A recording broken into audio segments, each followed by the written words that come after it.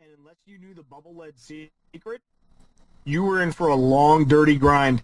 But the music was really good, and I agree with you guys. You need some intense thumping music to get the heart going, get the palms sweating, and get yourself freaked out and really, riled up into the game. The other one that always gets me is level 5 of the original Blaster Master on the NES. That giant crab that dances back and forth and spits bubbles and all these weird patterns. That is a hair-pulling, rage-inducing boss fight, but it's still one of my favorites. Yeah, I remember him. Yep, totally. As a matter of fact, fun little trivia fact, that boss was part of what got my wife and I together. When we went on our first date, she asked if I'd ever... She said, you like Nintendo games, right? Like NES? I said, well, yeah. She said, you ever played Blaster Master? And I said, Did you oh my propose to her God. right there? Pretty much. That was... Please. Will you marry me? One of my favorite boss battles was for Super Empire Strikes Back for the Super Nintendo, Darth Vader in Bestman. That was a cool one. That's good. It's a good game. Yeah. Real good game. It's a good game. Real good game. There was a character, I mentioned this before on a podcast. There was the Dagobah stage, though, when you're playing the Swamp Monster. Fuck, that guy's a bitch, dude. Because you got to use a force to slow him down and stuff, and it just... I always get stuck on him, even today. But once you get past that, the game's not too bad, but it's fun. Can I just say, Blaster Master, the music, amazing. One of my favorite soundtracks, to be honest. At least for NES, it's definitely one of the best soundtracks. Yeah, good You know stuff. what, Not as Jason, good as you Mad should Max. go on to... What? What was that? Not as good as Mad Max. Oh, fuck you. Fuck that. Jason, you should go on to ocremix.org. They have some really good thumping techno remixes of the Blaster Master music. They're just intense. Oh, nice. I have to check that out. I like to roll down the window when I'm driving my work truck, crank up the bass, and get those going. People look at me like, what the hell are you playing? What's some Like, that's right. shenanigans coming out that truck's trunk? Damn straight. Hey, well, Joel, thanks for hanging out. Thanks for the question. I know you put a ton of them in here, but I appreciate Thanks that. for having me on. I can't wait to Yeah, see you guys at PAX. For sure. Oh, yeah. See you there. That's We'll epic. see you there. Yeah, Take care. see you there. You two guys, take care. I just bought my plane ticket for that. Okay, here's how much money it costs for me just to get to PAX, including plane, the ticket for PAX, which I just bought my tickets in time. I had to buy all 3 one-day passes because the 3-day pass had sold out. And everything all together, including hotel, $1,200. Oh, wow. Not bad. Well, it's expensive, but it's not bad. Just to get there. So Yeah. To get there, yeah. It's a big commitment and a big investment. This is going to be a good time. It doesn't happen at a snap of a fingers for sure. So we're all really putting a lot in. So it's going to be fun. I think this is going to be an epic and very memorable event. I'm really looking forward to it. Definitely. We're really looking forward to it. Really looking forward to it. Well, how about another question? We have Joel. We're bringing in Joel. He, of course, put, I don't know, a whole shitload ton of questions as well. But we have all of our listeners, all of our users, right, P? Our users? yes, the users. See what I did there? See what I did? A lot of our listeners have lots of questions, so that's great. So, Joel, welcome to the show. How you doing? Good. That's great. So, do you have a question for us? Yeah. Should I just pick one? Please do. Go for it. That'd be good. Yeah, we have this one. All right. What system would you like to see become 3D if that were possible? What system would like to see in 3D? Like, what game systems games I would wanna we like to see- see converted to a 3D view? Yeah. I want to see Games Ready 1 in 3D. Well, Jason, as a matter of fact, now you can. What? Bullshit. Yeah. How? Tell Go to the me. Gamester 81 in 3D YouTube channel. Brand spanking new. Hot off the Now. press. Nice. I like it. I like it. See what I did there? Oh, thank you, sir. Good, sir. I would like to see the Dreamcast in 3D. Yeah. That'd be cool. Like Soul Calibur in 3D. Are you kidding me? That'd be cool. I'm telling you, the Dreamcast is an awesome console. You know what I mean? Yeah. I would love to have... I'd like to see... Go ahead, Pete. I was going to say, I'd love to have the Virtual Boy games on the TV to be able to play them in 3D on a television instead of having to look... Even though it's a cool effect looking into the Game Boy, but I would like to have them on an actual television, which you can do if you get a hold of a very rare and expensive development kit for the Virtual Boy, which I think the last one on eBay sold for like $5,000. So you can actually play Virtual Boy games on a TV. Wow, that's cool. Think about that, though. I mean, because it is a 3D console as it is, and then if it really They really took it to the next step to play it on TV 3D. I like it. I'd really like to see the DS in 3D. Oh wait, Wait, John, you can. Holy shit. I've always wanted to see like the old 16-bit systems because the sprites were new enough and kind of detailed enough, but to take all those layers of parallax and give them actual depth would be amazing. Or the Sega Saturn, and specifically Guardian Heroes, because you could move between the 3 planes from the front to the back in that game. To see that with full proper 3D would just be breathtaking. yeah, absolutely. I like to see the Sega Saturn in 3D. It's so smooth and sleek, that Sega Saturn. So nice. Hey, well, Joel, appreciate the question. Thanks for listening and all your support, my friend. Thanks so much. Thank you, good sir. Just to mention, because everybody's been screaming in the chat room, and I am the voice for the users, we all know that. They want us to mention Operation Rainfall. So, for those of you that don't know what Operation Rainfall is, it is the efforts of people that basically don't live inside of Japan and people that don't live in Europe that want Xenoblade, Pandora's Tower, and The Last Story localized for the United States. But I should mention, I think Last Story and Pandora's Tower also need to be localized for Europe. So, Xenoblade is coming to Europe. So just to clear that up, if you want to support Operation Rainfall, they got a YouTube page, they got a petition going with thousands of signatures. We want these 3 RPGs on the Wii. So, yes, Operation Rainfall. There you go. Cool. Good mention. Good mention. So what do you guys want to do? I got another question. I got questions. We can go all Bring 'em. night. All right, Questions, so questions. we got questions here. What do we got here? It looks like we have Josh. Hey. Hey, what's up? Watching CSG. Hey, hi. Josh, what's up, buddy? How you guys doing? Oh, can't hear you. Can't hear you. He lost out, unfortunately. Sorry. The user. Can't hear you, homies. End user. The Sorry, man. users. End of line. Bum, bada, bum, bada, bum, All right, next bada, question. bum. I know, I'm calling. Psht, psht. Now I got that song in my head there, Dude, Jason. it's a fucking awesome song. So bumping. I know love it it. is. Good tunes. Jason, when do you come over and play Mag Max, dude? It's next week, 2 o'clock. All right. Make sure you do a video of that. No, For those- I'm serious. j- Let's do another couch conventional. Let's do another couch Confessionals? confessional. For those of you that haven't visited our YouTube channel in a long time, shame on you, but we have been putting up more unique content in terms of actual videos that aren't just highlight reels. So if you want to watch Jason and John play through Dynamite Ducks for 16 minutes in a sort of Let's Play style, you can go ahead and do that. Yeah, definitely. And also to let everyone know that this will be on our All Gen Gamers YouTube page. I'm going to pull it, edit it, and throw it up there, and not this Wednesday, but the following. So it will be there. Okay, we're taking another question. Hey, look, another John. We have another John. So many Johns. What's up, John? How you doing? Hey, what's up, Hey. guys? Hey, John. What's up? So, thanks for joining us. Sounds like you have a question here. Why don't you go ahead with that? Yes, my question is, if there's a current generation game, like what current generation game would you like to see in retro form? Like the 16-bit era? Eco. I think that would make a pretty good platforming game. I sort of played something similar to it in Little Big Planet. Someone made a eco-themed Little Big Planet level, and I thought it worked really well. I'd like to see Halo on N64. Nice. I think that'd be cool. I think it'd Yeah. be cool, like almost like GoldenEye style Yeah. Halo. I can't think of anything. I really can't. Like, all the games that I really enjoy today, I played, like, similar ones back in the day. Like shooters and racers and...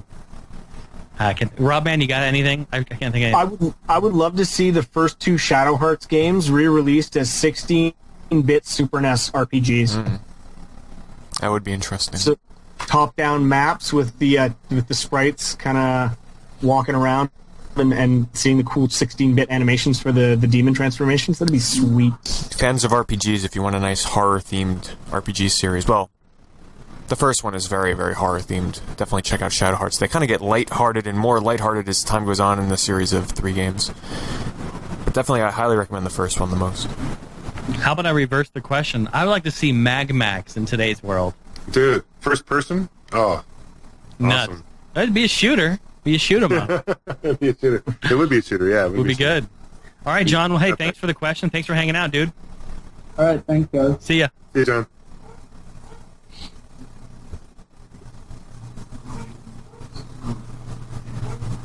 The awkward silence ensues.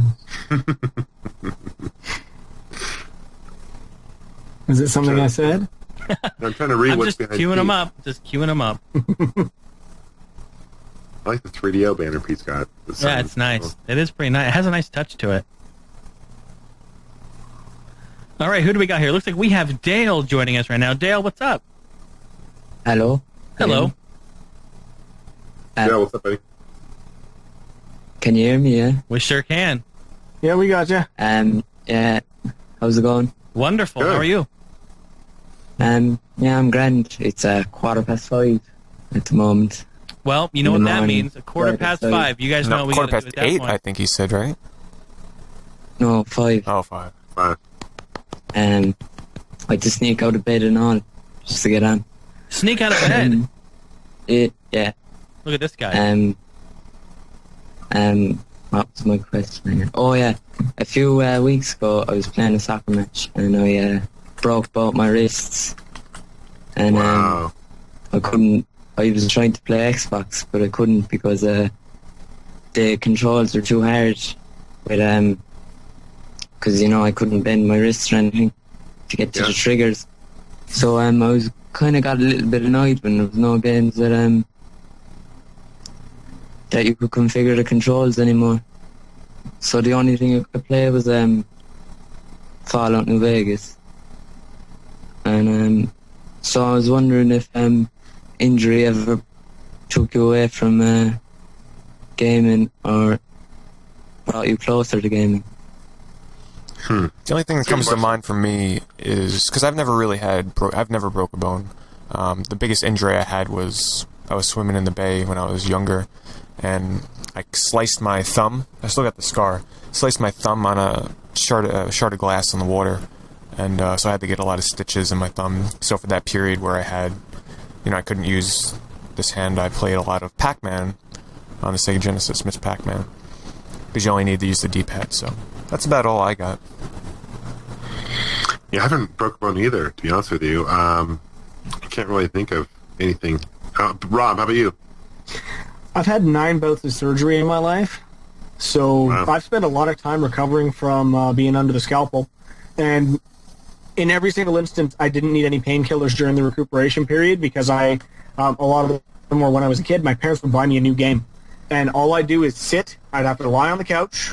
Food and drink is brought to me, and I'd game. So in that sense, it helped a hell of a lot. But most of them were like, I've had hernias and teeth removed, and my adenoids out, and various other things. So none of it involved these guys, except when I got the boxer fracture in my right hand, so that this knuckle right here is gone, pretty much. Oh my God. So yeah, that's just floppy and nasty.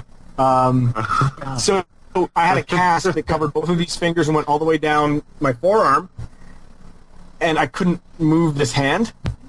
And I got to be very, very fond of arcade sticks at that point because without them I wouldn't have been able to play anything at all. So, an instance for both, sir.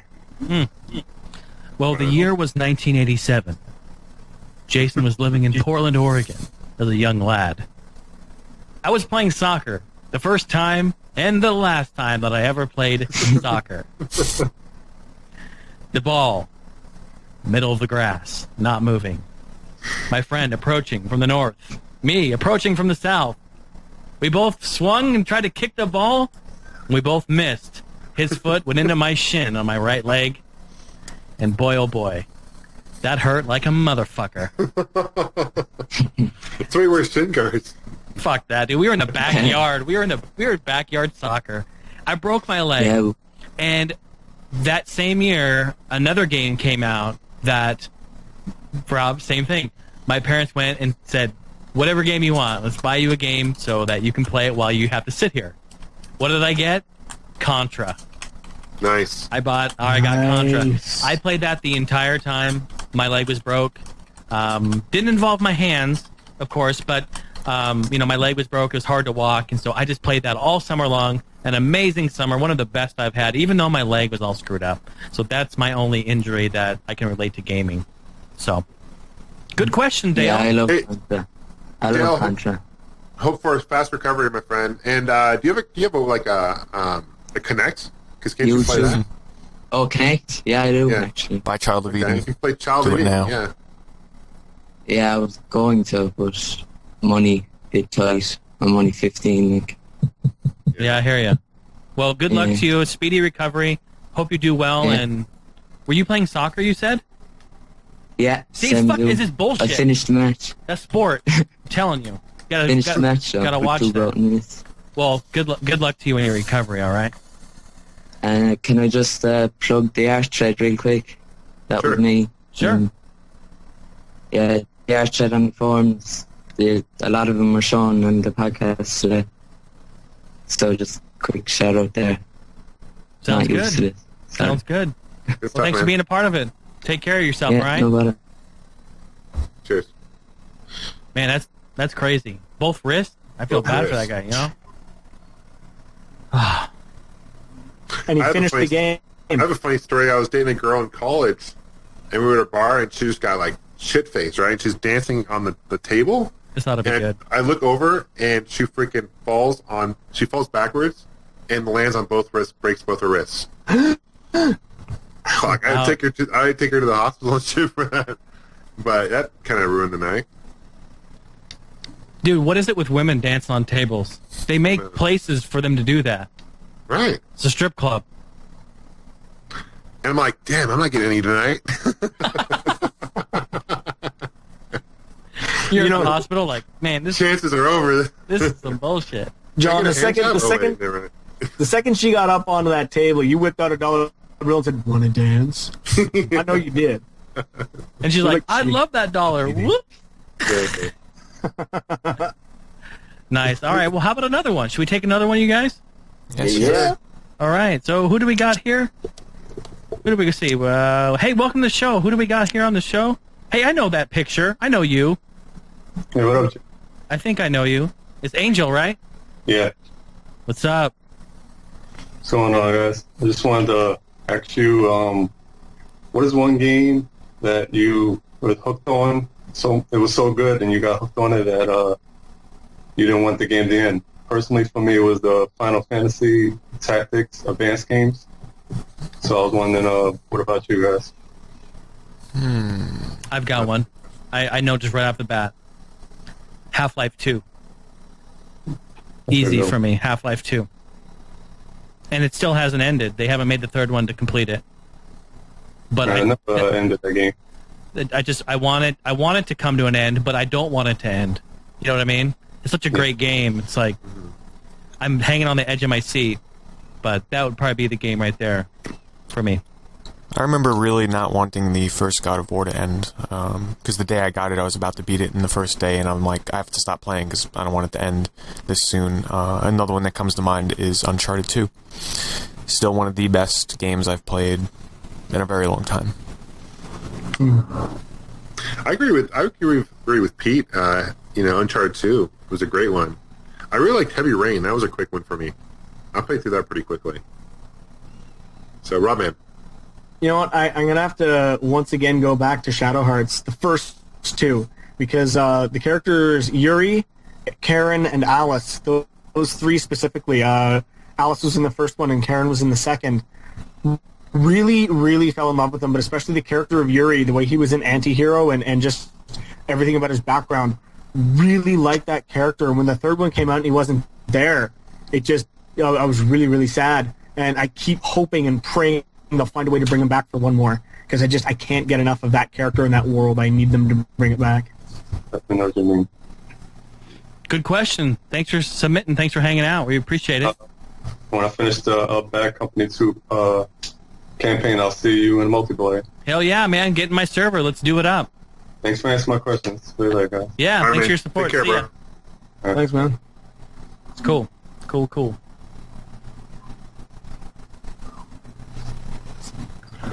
All right, who's next?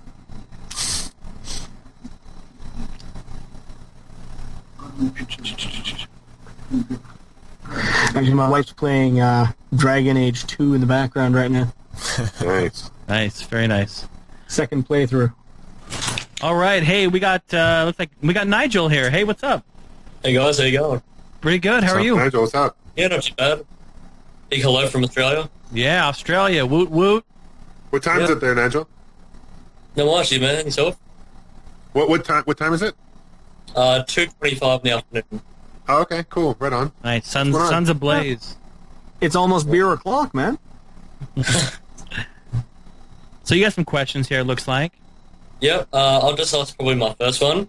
Since you grew up in the 80s and the 90s with the NES, this SNES, Nintendo 64 and all that, did you always keep your boxes and manuals, or did you just chuck them away like a lot of other people? I actually kept them, and it's funny because my bedroom growing up, I remember having like wall to wall. I used to kept all my Super Nintendo boxes, and I don't know where they're somewhere in my parents' garage somewhere. I need to find them, but I actually displayed them on my wall. It was really cool. So I did, to answer your question, I did keep the manuals and the boxes. I need to know I need to find out where they are. But I had some really cool pictures. I got to find them somewhere. It was a really cool display. Jason. Yeah, as a kid, I was about half and half with the boxes. I just tore open and just ripped the games out to play them as a kid, not really thinking what I was doing for about half of them. And then when I got to an age where I realized that these are really cool, I started to keep them. So about half of my collection I have boxes for. I have every manual. I kept all of those, always did. I had them in a big Safeway bag. So I have all those boxes. I have about half of, and yeah, the rest. I was just a stubborn kid and threw some of them away. So, what about you, Rob? Let's go to you. Well, you know, when I was a kid and I had all my NES games in those big, beautiful boxes lined up on the shelf, and I went away for a sleepover at a friend's house, and I came home, and there were all those plastic clamshell cases on the shelf with the games and manuals in them, because my parents thought that the big ones were too cluttered and threw them out. So I had manuals, and I had cartridges, and I had a very, very unhappy feeling in the pit of my stomach. They got rid of them all. So I wanted to have the boxes, I just didn't. So I'm working now steadily to replace all of those. My Super NES games, they didn't get in there because at that point I was smart enough to hide them in my room. So, yeah. So Super NES, yes, but the NES games, no, I didn't manage to keep them, but I'm replacing them a bit at a time. Definitely, yeah. You can get them cheap enough now. You can kind of try to replace them, and it's nice to have them. So good question there, Nigel. Hey, appreciate it. Hey, Nigel, Hey, you're, thanks very much. yeah, you're a good Nigel, guy. Nigel, how about you, man? Did you ever keep your boxes? I actually did not, to be honest, but now I'm actually getting back into, collecting them back again and all that, so I'm getting there. Yeah, right on. Cool. Let me just answer real fast, though. Sure. I've kept all my boxes and manuals over the years. I don't think I've ever thrown any away. So That's awesome. Well, thanks very much for having me, guys. It's an absolute honor. Definitely. Awesome. Thanks for Thank tuning you. in, Nigel. You're a good guy. Take care. Yeah, thanks, man. All right, see ya. My parents were notorious for stuff like that. I used to go out on sleepovers. My He-Mans got given away. Yeah. Transformers got given away. All my toys, like in little doses, because I used to shove everything in my closet when I clean my room. So they just dig out the bottom layer and give it away. By the time I noticed, I was like, "Where's all my Teenage Mutant Ninja Turtles figures? Oh, we gave those away a year ago." And I was like, Like, why would Really? you do that? "Why did you give away my childhood?" Because now other people on eBay are getting rich by me trying to buy it back. Yeah, exactly. All right, let's try this again. I know, hey, Matt, we tried to connect with you earlier and it wasn't working, but can you hear us now? Awesome. Still not working, homie. Sorry. Oh, man. I can see him. He has his video on. He is just freaking out. He's just like, ah!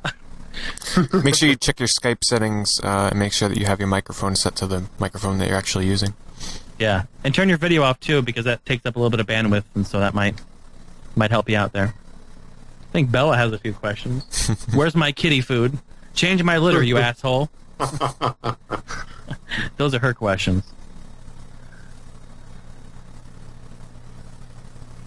Ringing, ringing, ringing. One ringy dingy. Two ringy dingy. Hey, thanks for everyone for hanging out and being a part of the All Gen Gamers podcast. 50 episodes, it's pretty cool. I don't know, I'm just thinking of a great time to just mention it. Feels really nice. Feels cool, Can I also thank you guys for having me on again? I seriously appreciate it. Any chance I get to hang out with you guys, I really, really enjoy it. You're a fan favorite, Rob. I'm a fan, man. Every week, you guys are on my iPod, and I'm listening to you guys while I'm driving around at work, man. If I try to go for a week without it, it almost kills me. I can't do it. It's really funny because, like Johnny mentioned it, that you drive around with it in the car, and I can just see you driving in the car. I just think about it. It's like listening, screaming at your radio. Exactly. Oh yeah, there are times where I'm just like, oh my god. There was one in episode 48 that I just listened to today while I was doing some work. I can't remember what it was now, but I was like, oh, I gotta remember to mention that, and of course now I didn't. So never mind. But yes, I often talk to my radio, and people in traffic think I'm insane. But at least that way they don't cut me off or get in my way. Just roll down the window and just start yelling at somebody. Hey! How about a question, huh? We're taking another question. Hey, sure. You're on the show. Who are you? What's your name? Hi, guys. I'm Marek, but I usually go by the name of Mariko, and it's an honor to be on the podcast. Awesome. Definitely. Thanks for being here. It's good to have you, bro. Anyways, my question is, what is your favorite game intro of all time? As in, song-wise and video-wise. Personally, I think mine would be Oblivion, because I just love the song. It's a bit basic, but the song just makes me keep listening to it over and over and over. Wait, favorite what song? Intro, just general. Favorite what's intro your favorite song, yeah. Oh. Intro song or intro scene? I know mine. Let me go before one of you takes it. Go ahead. The intro cutscene movie for Chrono Cross. Oh, you bastard! That's mine. I like the intro for Final Fantasy 2 for the Super Nintendo. That's cool. Chrono Trigger for me, all the way. Easy. Okay, well, since Chrono Cross got yoinked, I'm going to say Blaster Master. You see the back of the car in the music place? Little frog jumps on the radioactive box and starts getting all bigger and then falls in a hole and everything. Just in his backyard, we've talked about this. Just radioactive shit hanging out in his backyard. No problem. You didn't have that when you were growing up? I don't know. So you grew up in the neighborhood that was all clean and fancy and didn't have no radioactive waste in the backyard? Well, according to Johnny, I grew up on a rainbow. Just peaches and cream, but it wasn't the case. So definitely, what is yours? Merrick? Oh, sorry. Mine would probably be the Oblivion intro. I mean, obviously, yeah, it's extremely basic. It's zooming in on the little Oblivion icon, but I just loved the music.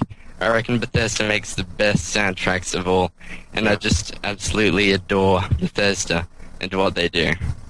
Where are you calling from? Australia. Thanks. Hey, we just had another Australian, Nigel. You guys are representing. Aussie. Yeah, you're representing down there. I love it.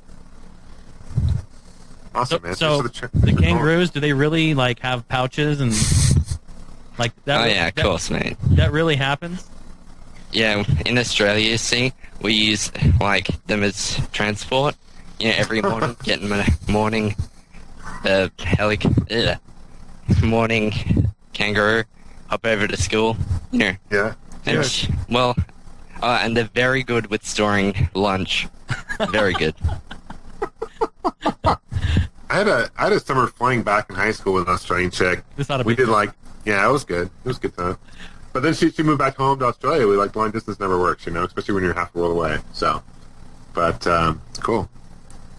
Good question. Thanks for calling in. Hey, thanks for calling in. Cheers, mate. See ya. I'll be back in half a second. We're timing you. No potty breaks. I'm gonna get a beverage too. I'll be right back.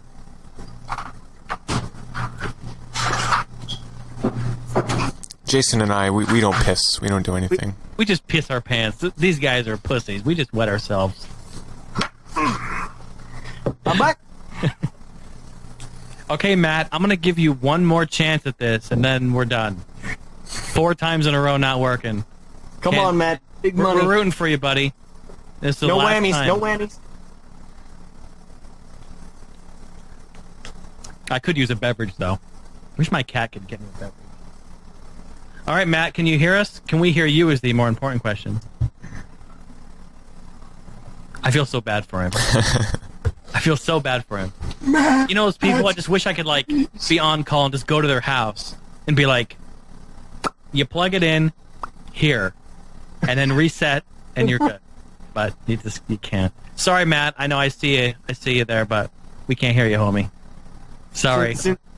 Since you're sort of over the airwaves there, you have to bring out the big binder and start asking the questions. Is it turned on? Is it turned up? Did you plug in the power cord? Does he have an Does he? Go ahead. Too bad. His video was all really glitchy and stuff too, so I think it may just be Yeah, can we just read his question? Yeah, well, yeah, I'll do that, Matt. If you want to, if you can hear us, you can type it to us and we'll read it. How about that? Just pick one of the questions you submitted there. One of the 30 questions. One of the 30 questions, if you can still hear us, Matt, and we'll read it here. But we're going to go ahead and we're going to move forward here. We're going to get another guy here. Looks like we have someone named Kevin. Hey, what's up, Kevin? Kev. Hello, How are you? this is me. I'm doing great. Thanks for being on the show. Michael, I've been watching this show, and I whenever it comes on, I watch, and I really like it. Cool. Thank you. Thank you. My question is there any game that you've ever broken a controller with? Like, I broke a few GameCube controllers with Mario Party. Yeah. Good call. Good call. I have. And it was with Mario Party, except it was on the 64. Mario Party 1, first one. Where you have to take the joystick. Yeah. Oh my God. With the control stick thing? That game broke my hand, not my... I didn't break the controller. That game broke my hand. It definitely screwed up my palm, but I snapped the joystick right off it. Psh, right off it. Wow. And I called Nintendo, and they replaced it for me. That's cool. Nice. Just back when they were doing that. That's cool. Yep. Nice. I was playing, back in the day, I was playing Ghosts and Goblins for the NES. Freaking hella hard game. And got so frustrated, I actually took a hammer to the game. And I took a hammer to the controller. I was so pissed. Literally, I was pissed. I took a hammer, like, You will not! I threw the controller against the wall, just shattered in pieces, and I freaking took a hammer to the game. So, fun game, but it's super challenging. And then you beat the game, and they're like, you need to pick a certain item before, it's stupid. So, but it's a fun game. I ended up smashing a controller playing Dead or Alive Ultimate for the Xbox when they released that 2-game set. I was trying to unlock all the costumes, so you have to play as each character and go through every difficulty. And on my way through on the first character, I think it was probably Kasumi, I was playing on it very hard. When you get to the final boss, it would literally, you'd hear, round 1, fight, you lose. Round 2, fight, you lose. And I did this for 20 minutes, just over and over, trying to even push a button before I died. And I ended up smashing the controller right down onto my coffee table. The controller only goes up and to the left now, and the coffee table had a golf ball-sized hole in it, which I had to cover up before my wife got home. So, yeah. And it was my Halo Green Xbox controller. Oh, man. Oh, man. That she got me for my birthday as a special gift, and I smashed the controller for it. So Now, that'll do it. That'll do it. Yeah. So, Pete, I know you're up right now, and everyone in the chat room has been... They're raging over it. I think it's time. I think it is time. Yeah. to show that barf controller. Give me a minute here. Do you have it? I can see if I can find it. I think I've got it locked up in a gold box with a key or something, so hold on. Locked up in a gold box. I think it's time we all see the barf controller, man. It is that time. Someday that thing is going to be in the Smithsonian. Here it is. Kevin, how about you, buddy? Just constantly playing it. It wore off over time and it stopped functioning. It's probably the port or something, but no matter what I tried, it would never work. Mm-hmm. Yep, sometimes they just wear out. You know what I mean? Where you calling from? California. Cool. Knows how to party. Thanks for your question, Kevin. Thanks for listening. We appreciate it. Thanks. Keep Thanks watching. for calling me. Yeah, keep watching the stream because we're going to see a barf controller here. It's going to get real good. I see signs of life. So I don't know. God damn it. Cord's all tangled up. There we go. I don't know how it's going to show up in the camera. I've got autofocus. Let's see here. Let's see how this thing's aged over time. Oh my god. Yeah, you can kind of see it around the D-pad here. So let's see. Wait. I don't know how it'll show up. Wait.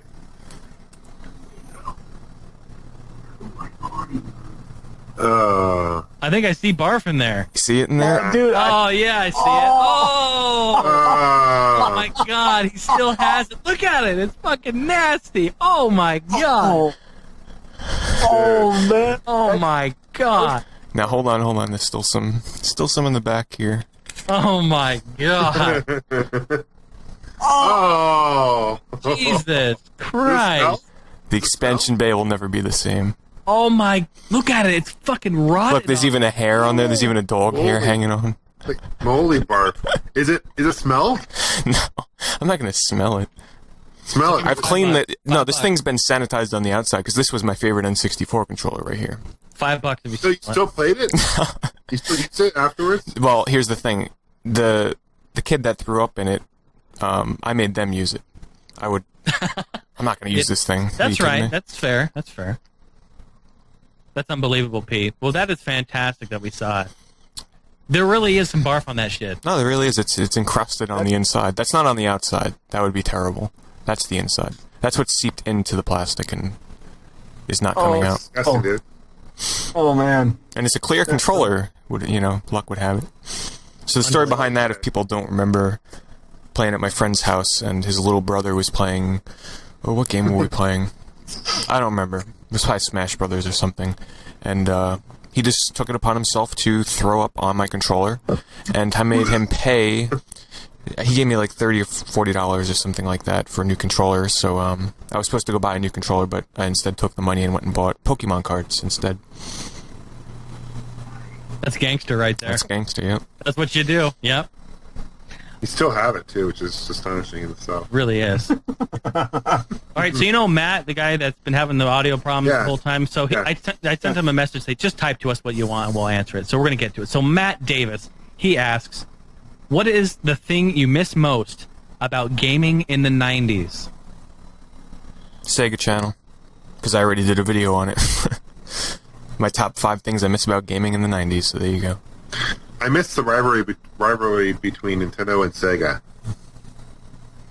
That was just so epic. The Super Nintendo Genesis battle. Mm-hmm. I miss that. Yeah, those are fun. About you, Rob? You know what? I really miss, and this is gonna sound strange, and I know Johnny and I will talk about this all the time. I love that gaming has become as mainstream as it has and as prevalent as it has in society, but I miss how special it was back then. That gaming wasn't talked about a lot. It wasn't this big booming economy thing that it was. It was very niche. It was nerdy, and it was special. When you found a friend that was a gamer that you could talk to in hushed tones, in the back of the classroom because you didn't want people to hear it. To me, that was really cool. And not having the internet. So you weren't over inundated with every fact of a game all the way through until it came out. It was nice when you had just a magazine article, 2 pictures, and about 3 sentences, and that's all you got for like a month. And you had to sit there and stare at them and pore over them and hype yourself up with your friends. I miss those moments. Those are what I miss about the 90s. I think it's safe to say, for me personally, I think 90s is probably my favorite decade of gaming. Because you look at where went from the Genesis in the early 90s or late 80s, whatever, to the Dreamcast, the 10 years. Look at that growth in graphics, gameplay, enormous. Then in contrast, look at the 2000s, you will from, Dreamcast to, Xbox and, GameCube. PS2, yeah. Yeah, it's not a big leap as the 90s to me. I don't know. What do you guys think? The thing I miss the most is the anticipation. We have anticipation today, but we really don't, in a way. We see the games before they come out. We hear about them before they come out. We learn. We know all about them before they come out. We've done everything with them but play them, like hand to hand. And back in the day, it was, you saw a real small screenshot in a Nintendo Power or Game Pro. And that was it. And then it was like, we're waiting until this game comes out. Who knows when? And there was big anticipation then. But today, I just don't feel like the anticipation is at the level that it used to be in the 90s. And I miss that a lot. I agree. Yeah, and I miss Nickelodeon. The real Nickelodeon. Can't do this on television? Classic. Oh my god, you know that show You Can't Do That on Television? Mm-hmm. It turns out the lady with the red hair from that show was my mom's best friend in high school. Really? Wow. Abby Haggard. Yep. She's on my Facebook right now. She's still a friend of the family. So crazy. Yeah, that's crazy. It's a fun little tidbit for you. Well, how about a question? Pete, how you doing over there? I'm doing fine. Don't worry. I'm used to pain while I play Battlefield 2. Is that where you play it? Right there? Right here. On your bed? On my bed. On I don't have room. laptop stand I don't got have? no. Yeah, I don't got no desk in here. You kidding me? Pete's just maxing and relaxing right now. Do you play with this thing? I have that exact same thing. Yep. Yeah, this is beautiful. Let me just tell you about it. As seen on TV, motherfuckers, this thing here will knock your socks off. This thing goes up and down like that, and it locks in place. You also got another one right here for your mouse pad. This thing is so great. Wow, the mouse pad one lifts up? Yeah. You didn't know that? Nope. Try it. It's okay. Okay. Well, it does work. And you got a little light here. This is a little anal probe. You can do whatever you want with it. It's pretty cool. All right. I've kept Nick waiting here. The initiation. Nick, how you doing? Thanks for hanging out. I'm doing good, guys. You? Wonderful. Good. Thanks for hanging out. Hey, man. Hey, no problem. So what's your question you got for us tonight? Actually, I'd sent in a few to you guys, but I thought this one was interesting. I remember seeing a promo. They're porting Fruit Ninja, the iPhone game where you gotta swipe and slice the fruit. Well, they're porting it to the Kinect. And I was wondering, what do you guys think about games like, Fruit Ninja or even like Angry Birds or stuff like that started on the iPhone or whatever, being ported to a major system like Kinect or PS3 or stuff like that. So is this game, how much does it cost to download for an app? I believe it's $1. It's $1 or $2. It's really cheap. So they're taking $1 game and then porting it to the Kinect, probably going to charge $50 for it? No, I believe it's a Xbox Live Arcade title, so it wouldn't be. Okay. Well, they're popular games on those mobile platforms. I can only see it being a winner game on the consoles. The Kinect just needs stuff like that. Like they can't pump out full-fledged Kinect games forever. That are basic, just movement games where you don't really have direct control. So I think these are actually going to be really good for the Kinects. Am I going to buy them? Hell no. I'm actually probably returning my Kinect soon, so thanks for the reminder.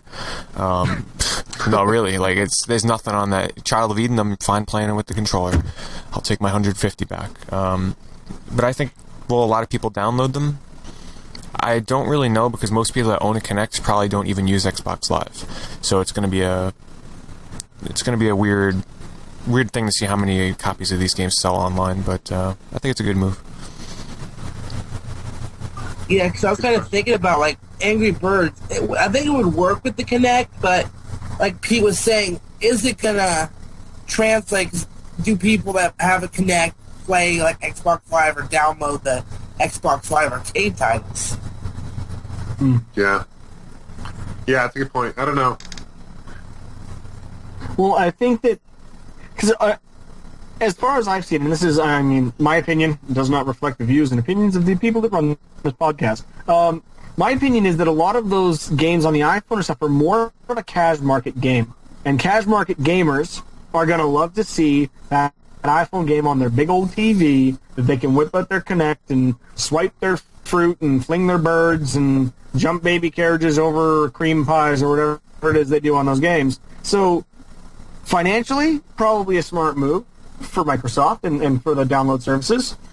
Is it going to impact, me personally? I'm probably not going to download a lot of those for any kind of peripherals I might have, but I think in the long run, for the way that gaming is going, it's probably a smart business. So there you go, Nick. Thanks for your question. Thanks for hanging out and all your support, man. No problem. And Rob, give my best wishes to Johnny. I hope he's doing good. He's going to be feeling better soon, and we'll be back up and running. So I'll pass it along for you, boss. I'll give him a high five for you. All right. By the way, I'd also like to just take a minute to thank the community out there that have really, really rallied to Johnny in his time of pain and suffering, as we can say. Thank you guys for your support and for your really kind words. I know he's been really touched by it, and he's been incredibly humbled, and he really appreciates it. It's a really touching thing to see the outpouring of support, guys. So thank you so much, honestly. Definitely. So how about a question from Andrew? What's up, Andrew? How you doing? Hey, I'm doing pretty good. Thanks for hanging out. Thanks for being part of the show. Oh, absolutely. Big fan. So I see here you have, some novels in there for some questions. So why don't we do the Cliff Note version and hit us with something? All right. So Disney games were huge back in the 80s and 90s. They make up a huge part of my gaming nostalgia. High-quality stuff, except for Fantasia. I hate that game. And so if there was a Disney franchise, new or old, that you could put onto the modern consoles today, what would it be? Disney franchise on a modern console. This is big. I played a lot of Disney games back in the day. Oh yeah, Capcom makes the best ones for the NES for sure. Yep. And Genesis had a couple good Mickey games too. Like Castles of Illusion. I'm going with. It's so tough, but I'm gonna go with Chippendales Rescue Rangers.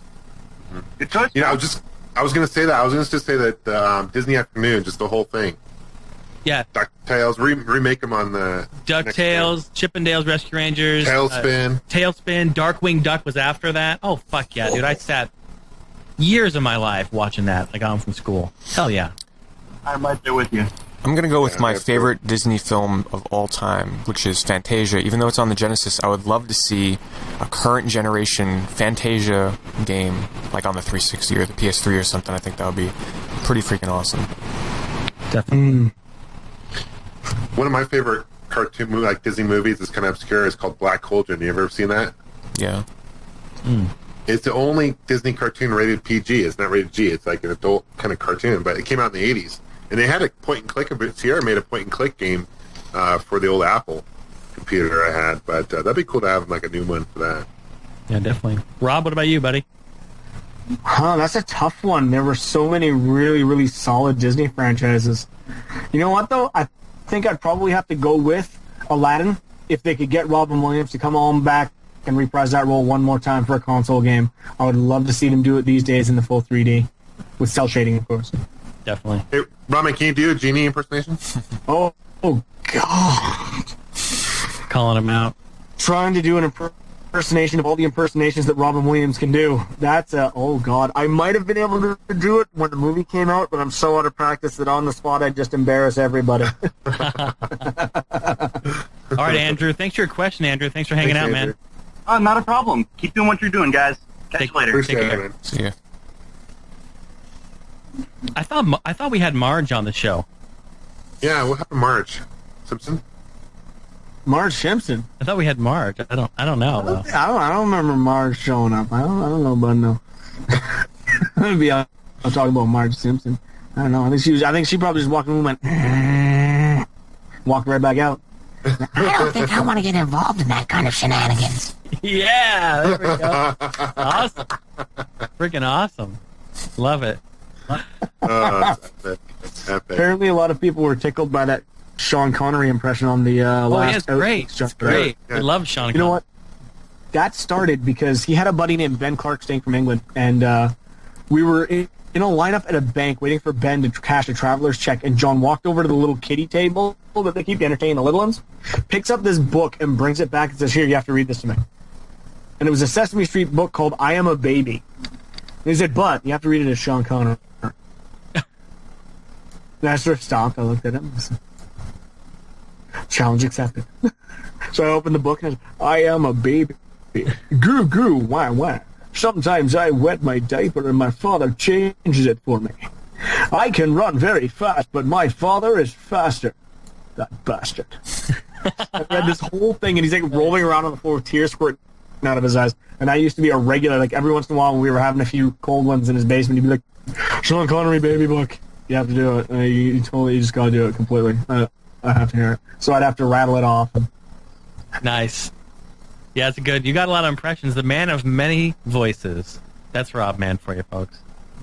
Hey, well, how about Jeffrey? We got Jeffrey on the line with us. What's up, Jeff? What's up, guys? How you doing? Pretty good. So you got a question for us. Why don't you roll with that, homie? What's your favorite game that was never released in your country? Mine is Mother 3. Yours is what? Mother 3, you know, from the soundtrack. Mother 3. Favorite game that was what? That was released in another country? Favorite game that was not released in this country. Okay, I can answer that one. When the Super NES first launched and they did the first advertising for it in Nintendo Power, and there were those Super NES buyer guides, I used to be a big fan of Super Dodgeball. And there were screenshots of a game that came out in Japan that was called Battle Dodgeball. And it was all Gundam and Masked Rider and Ultraman and all those kind of characters out of Japan playing Super Dodgeball. And they never released it in North America, even though they showed those screenshots. And it drove me nuts. And I finally bought it on my last trip to Japan. I got both of them, Battle Dodgeball 1 and 2. So that's my answer, Super Famicom Battle Dodgeball. Cool. I know what mine is. Mine's Initial D. It's been released in this country in arcade form, but we've never had an official console, North American console release of Initial D, officially. So, to my understanding, the Initial D, what's it called? There's an Initial D for PS3 that came out, and it will work on, I think it's region free. So I'm going to have to import one. So I'm going to have to get that, but that would be mine, Initial D. I haven't dabbled too much into import gaming, so I'm probably going to miss a lot of really great ones here. But I'm just going to go with one that I've been playing, actually, recently, that just comes to mind, and that's Shadow Tower Abyss for the PlayStation 2, from the developers of Demon's Souls, From Software. And it's basically within the King's Field series, which I've never played a King's Field game before. And I'm really enjoying this one. It's like a very slow-paced, first-person RPG. Love the environments, love the atmosphere, love the character designs, love the game so far, so I'm playing it on my PS2. Japanese PS2. Cool. It's a hard question for me to answer, but I'll tell you what kind of an import game I would love to try. It's actually import games. It's that Famicom 3D glasses system. I don't know if you guys knew that, but like the Nintendo Famicom, the super old school Famicom, had a device that you could actually play games in 3D, kind of similar to the Sega Master System one. But they had a handful. What's that? I've gone to gamers that review of that a few months ago. Yeah, I would love to try that. That's definitely one I would like to try. But I haven't played them, so I don't know if it's like I could say it's the best one that But I definitely want to try it. Thanks for the question. Yeah, thanks for the question, Jeffrey. Appreciate it. Thanks for your support, man. You're welcome. Are we making a dent here at least in the questions, or they still keep coming? Dude, I could be here all night. So take a few more and then move on to something and call it a day, or what do you guys want to do? I've got tons of them. Okay. People are being very active. I've got all the time in the world, so it doesn't matter to me. I can hang out for a little longer. I'm going to be up at 5 again, but I can still chill for a bit. I'm going to hang out with Sean Connery later, I think. Watch yourself. I'll beat you like I beat my second wife. All right, another question here. We're bringing on Darcy. What's up, Darcy? Hey, guys. How you doing? I'm doing great. You? Wonderful. Thanks Good, for Darcy. What's submitting going on? some questions here. Thanks. My question to you guys is, what's your favorite Easter egg in a video game? Easter egg? Yeah. Favorite Easter egg in a video game?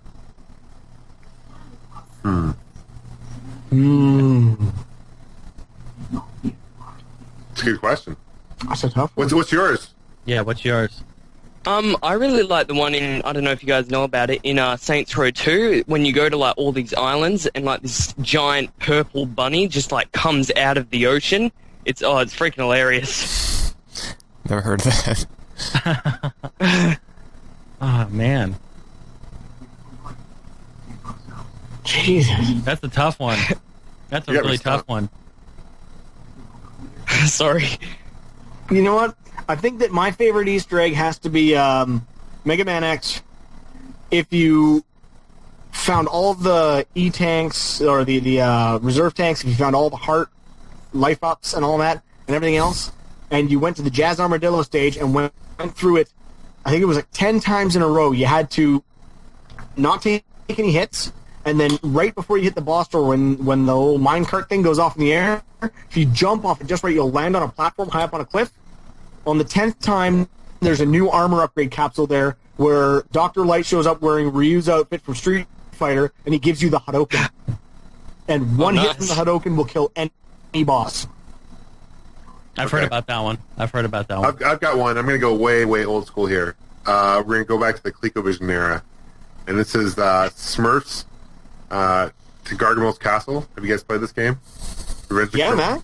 Okay, so there's a scene in the game where you're the Smurf and you're supposed to save Smurfette, and the very last stage you jump on a skull, then you jump and save her, right? But if you're in the last screen and you go back to the previous screen for like a split second, for like a second, Smurfette goes topless. Check it out; it's hilarious. I'd like to see it. It's only on the ColecoVision version though, because it doesn't work on the Atari 2600 version. So that is my favorite Easter egg, when Smurfette goes topless. I'd be in line for that shit. I'm probably going to go with, I'm having a hard time thinking one off the top of my head. Someone mentioned this in chat, so it kind of jarred my memory. But the first time I entered the Hell Cows level in Diablo 2, if anybody doesn't know, there's like a secret level that you can go to where you get like the best experience you can get in Diablo 2. But you fight giant cows that are standing on two legs, and they're holding like spears and halberds and stuff. I thought it was the most hilarious thing I ever saw, and I used to laugh because when you'd kill them, or when they'd hit you or you'd hit them, they'd let out all kinds of moos, like moo, moo, moo, like all kinds of shit. And I was just cracking up laughing. I'm like, that's the craziest thing I've seen. Someone in chat nailed it, the one I was going to pick. In Duke 3D, on third level, I believe it's the third level, you walk back inside of this church, and you have to hit a button, and it raises this wall, and you have to go back there. And once you kill a few enemies, you wind your way in the back of this room, back of this church, and in there lies a Doom Space Marine on the ground, all dead, cut in half. It's all bloody, and Duke walks up and he's all, that's one Doom Space Marine. It's just really funny as they're kind of poking fun at the rival game at the time. That was the competition. Yeah. So it's just a really cool thing, and I always laugh my ass off. And then you can kill him, and it's like splatters everywhere. And, I guess if you're a hardcore Duke fan and you hate Doom, that would be really rewarding. I just think it's kind of funny. So that would be mine. It's something came to mind there. Are you another Aussie? Yeah, I am. Awesome. Australia represents. So those kangaroos. So let's talk about them kangaroos. What they do is I'm just kidding.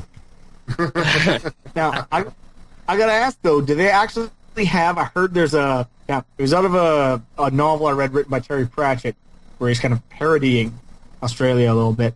But he talks about a kind of a snack food there called a meat pie floater. Are those real? I've never heard of that before. It's apparently a meat pie upside down in a bowl with pea soup over it. Huh. No, I've never heard of it. Sounds like I want to be poutine. I want to know more about the platypus. Is it a mammal or is it a bird? I don't know. There's some weird fucked up animals in Australia, but it's cool. It's a cool country. Oh yeah, I think they're a mammal. I'm pretty sure. Are they? Yeah, because I think they like milk. Yeah, but they lay eggs. It's really weird. They have hair. Oh, they do. Then probably not. Sorry. Well, they lay eggs. They have fur, and then they get they breastfeed. They're like all mammals. It's weird. I say pardon. Huh? I say pardon. I'm just doing Johnny since he's not here. Yeah. I have two questions for you, Darcy. Yeah. One, do people really throw boomerangs down there? Like they do that? No. I'm just curious. Yeah. Okay. And two, what are the women like down there? Are they pretty cool? They nice? Yeah, pretty cool. Pretty good. Good to know. Well, thanks for your questions, Darcy. It's been a great time having. Man, that's the third that we know Australian we've had on tonight. Represent. Go ahead. The other one that you had on just before was my friend who were actually talking over Steam. Oh, so it's a family affair. It's a family event. Yeah. Okay. You guys are all coming together. I get it. No, we appreciate it. Thanks for hanging out, man. Okay, thank you guys so much. See ya. Take care. See ya. Bye. Good stuff. These guys are hilarious. Yeah, we need to get Mr. LMG on here. Yeah. Latchin. Where's he at? Latchin. I know that's not how you say it, but that's what I call him. I think it's Latch Lan or something. Watch him PM me now.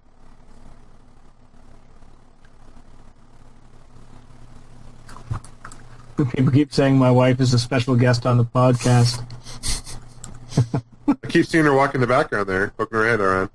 Yeah, well, right now the computer is set up sort of in the corner of the dining room, and behind me to my left is the TV room where she was playing the Dragon Age, and then to my right over here you can see through the pass-through to the kitchen. So she's been running back and forth getting snacks and some business and popping by to say hello. Yeah, what's for dinner? That's what I want to know.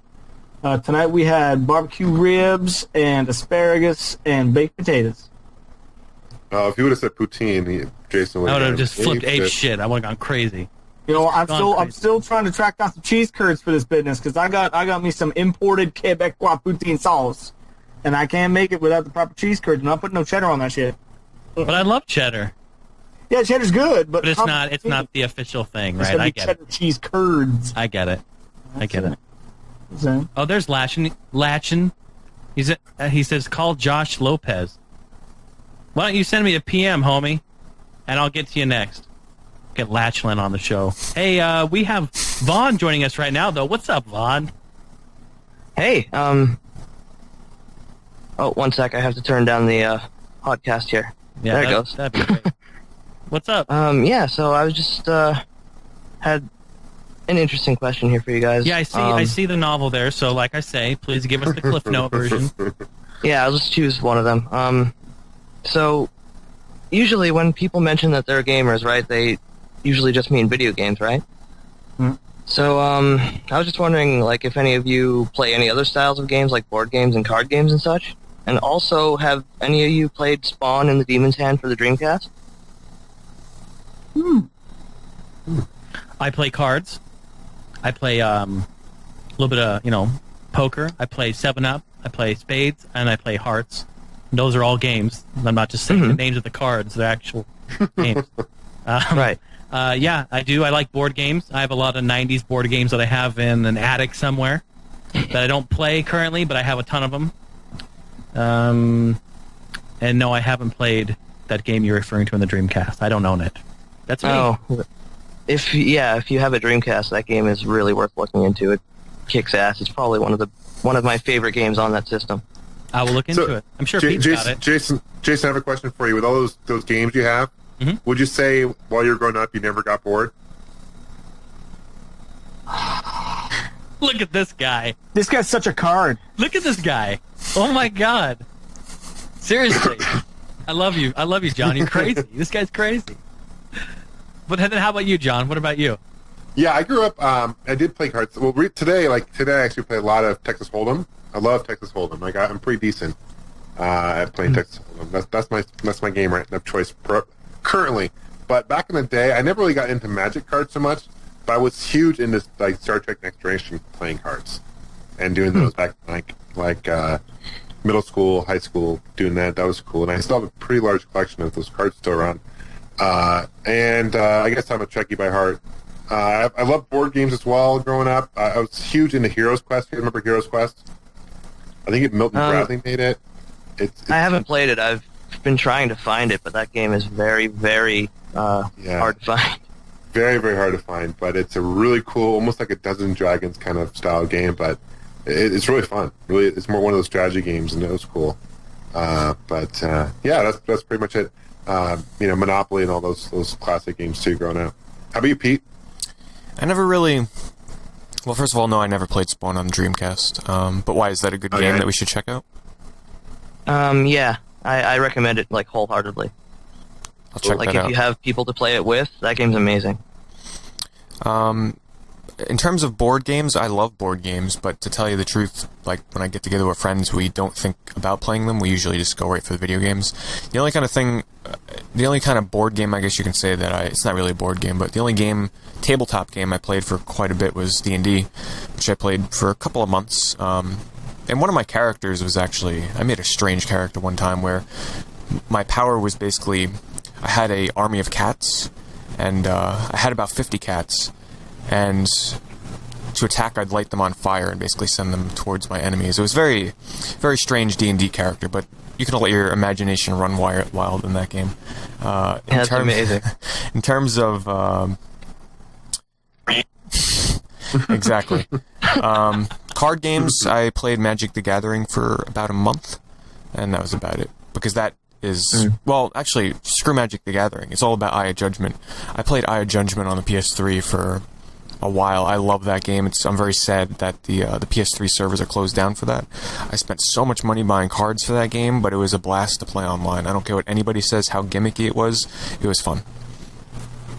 Yeah, with card style games, I picked up Concept for the 360. That game's pretty good too. Cool. You know, another game I used to play growing up, I'm sure you guys remember this, Pogs. Oh, yeah. Someone mentioned this in the chat here, and it kind of brought back a memory, but had a huge Pog collection. Played Pogs all the time with the Slammers and stuff growing up in middle school, but they outlawed them in my middle school. That kind of pissed me off. Mine too, dude. Mine too. Yeah. They banned that shit real quick. Yeah. Yeah? Yeah. Yep, no way. I collected Pogs. Never played it, though. I loved collecting them. Another good board game I got into kind of recently, as of like a couple years ago, was Settlers of Catan. You ever played that? I have. I love that game. That's a great game. Mm-hmm. It's fun. Good group game to play. Yeah, definitely. Well, thanks for the question, man. Yeah, thanks. Where are you calling from? Hey, what's this bullshit? I don't get to answer? Oh, Rob, my bad. Sorry, Rob. Oh, that's just straight up cold. That's just cold. Oh, that's colder than your mama's panties. Oh, don't you talk about my mama. Don't talk about my mama. He's got mama jokes. You better watch out. Your mama got glasses so thick when she looks at the maps. Games just said were brutal. This guy's crazy. But what about you, Rob? All right, well, I did play a lot of board games growing up, child of the 80s and all that. I actually just recently unearthed out of my parents' storage Crow, the board game. If anyone remembers that old 80s movie, Crow. I actually have a board game for that. Recently, though, I played some D&D with Johnny, and I also bought a game called Zombies, which is like a sort of a board game, but you have different city tiles you put together and build the city and fill it with zombies, and you have to escape. And aside from that, I haven't played a lot of Magic. Haven't played a lot of those other games like that. I've collected some of the cards, though. And I did used to collect Pogs. I had the Mega Man X Pog out of the Nintendo Power. I'm not sure where it is now. And I've never played Spawn on the Dreamcast, although I would certainly like to because I remember hearing good things about it. Yeah, it's an amazing game. Awesome, Vaughn. Thanks for the question. Thanks for hanging out. Mm-hmm. Appreciate it. Also, Rob, pass... Yeah, give my best to Johnny and whatnot.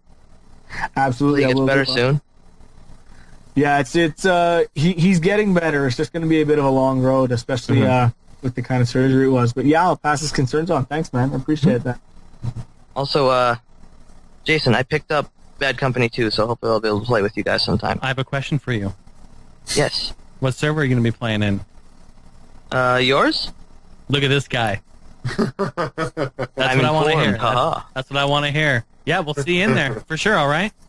All right. Take care, guys. Hey, man, See ya. good question. See ya. All right, Latchlin. We're calling you. I want to get a shirt, John. Just so you know, I want a shirt made that has your face, and then it says, "Look at this guy," and it's a picture of my head below with me going, pointing up at you. Look at this guy. That's what I want. Just what I want. All right, let's see. So, hey, it says Josh Lopez, but I know it's not Josh. Connection lost. Wow. What can you do? Technology is a bitch. Let's try it again. Wow. This is going to be good. It's for our fans. This is the episode for our fans. I told Johnny today I want to make up a T-shirt. I want to have Pete's face on it. And I wanted to say I'm in line for that shit, and I'm going to wear it to every major release. Yep. I'm in line for that shit. I should get a shirt like that, bring it to PAX, and any line I wait and just wear that shit. Yes. I'd wear that shit. People are wondering about Belgian Gamers T-shirts in the forums, guys. I'm going to get on that. Yeah. All right, we'll reveal some news. The preliminaries are in the works. Yep. So we've decided on a preliminary design. We're getting it worked out. Definitely. Pretty cool. All right, well, it says he's offline now, so there you go. Call in the next. This is a show for our fans. Show for our fans. 50th episode. It's going to be the longest one in history of podcasting. Not just with gaming podcasts. But it's going to be cool because this is going to be on our All Gen Gamers YouTube page, all the video, and we're also going to release an audio form on the website and iTunes. That's gonna take forever to upload on YouTube. You know that. I know. I'm going to trial and error. I'll compress it to where it looks good, but it's small. Hopefully, as long as Justin TV is going to archive it, which I set it to do, so hopefully that works. Hope so. All right, so looks like we have Mark Elliott. What's up, Mark? Good evening, my lovely ladies. Mark, what's up, man? Not much, just enjoying the show. Excellent. Where are you calling from? From Scotland, my laddie. Yeah, that's right. I recognize that because we answered an audio question from you not too long ago. Indeed, you did. Ladies. What time is it there? 6:20 in the morning. Wow. Sweet Jesus. It's not late, to be honest. So I'm going to tell you, like I've told the rest, we would like the cliff. Is it windy over there, or are you just breathing heavy? Well, probably. Like Darth Vader in here. I know. We got Darth Vader. So how about the Cliff Note version of some of your questions, or just pick one there?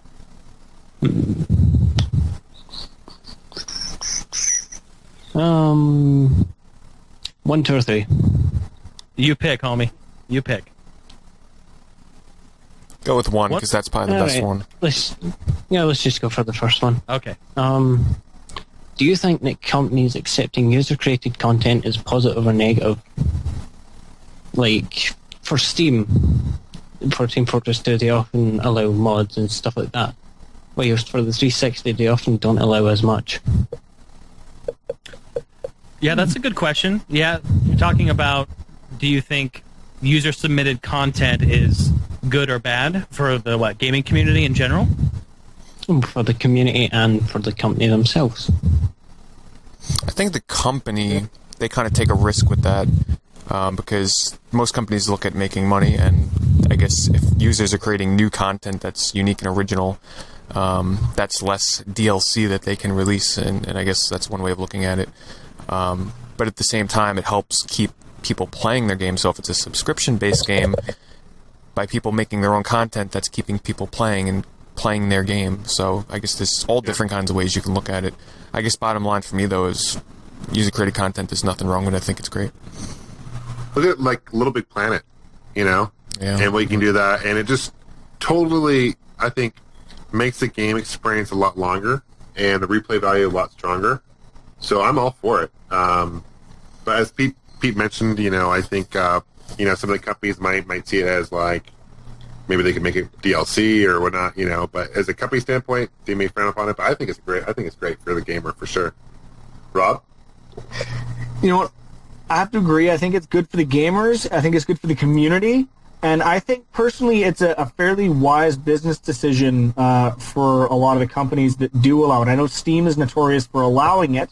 But then again, a lot of the guys who make the really impressive maps and who make the really impressive mods, they often get offered jobs from what I've heard. Like, you can get a job. You do a really good job on a map pack or on a game set, you may end up employed. You know what I mean? And so it's also good for your resume and for getting a way into the gaming community as an employee into the market. Sorry, that field. So I think all in all, people using their passion for gaming to make mods and to show how good they are with it as well, it's just win-win. Aside from the profit cut that some companies take, but in the long run, it probably is better because word of mouth spreads and people enjoy that kind of gaming experience. So I think it's beneficial. You talked about a lot of things there that I'm really into. You talked about Steam, and you also talked about with mods. Well, the first mod I ever played really was on Steam, and it was Day of Defeat, DoD, and that was the mod, the Half-Life engine. And I think that's an incredible game, and that game still is being played even to this day online. I think it's beneficial. I think it helps out. It's harder on console because the console is more controlled, I think, where PC has kind of been an open platform for many, many years where anyone can just get in. Obviously, hacking and viruses has always been a big issue with Windows and being an open platform like that. So I think it's beneficial. I think it's good. I think we have a lot of talented people out there that make some great content, and I encourage it. So I hope that answered your question, Mark. Hell yeah. Thanks for hanging out. Keep it going. I've been watching since episode 1. Thank you. See you later. Yeah. Thanks for staying up late with us. That's awesome. Very cool.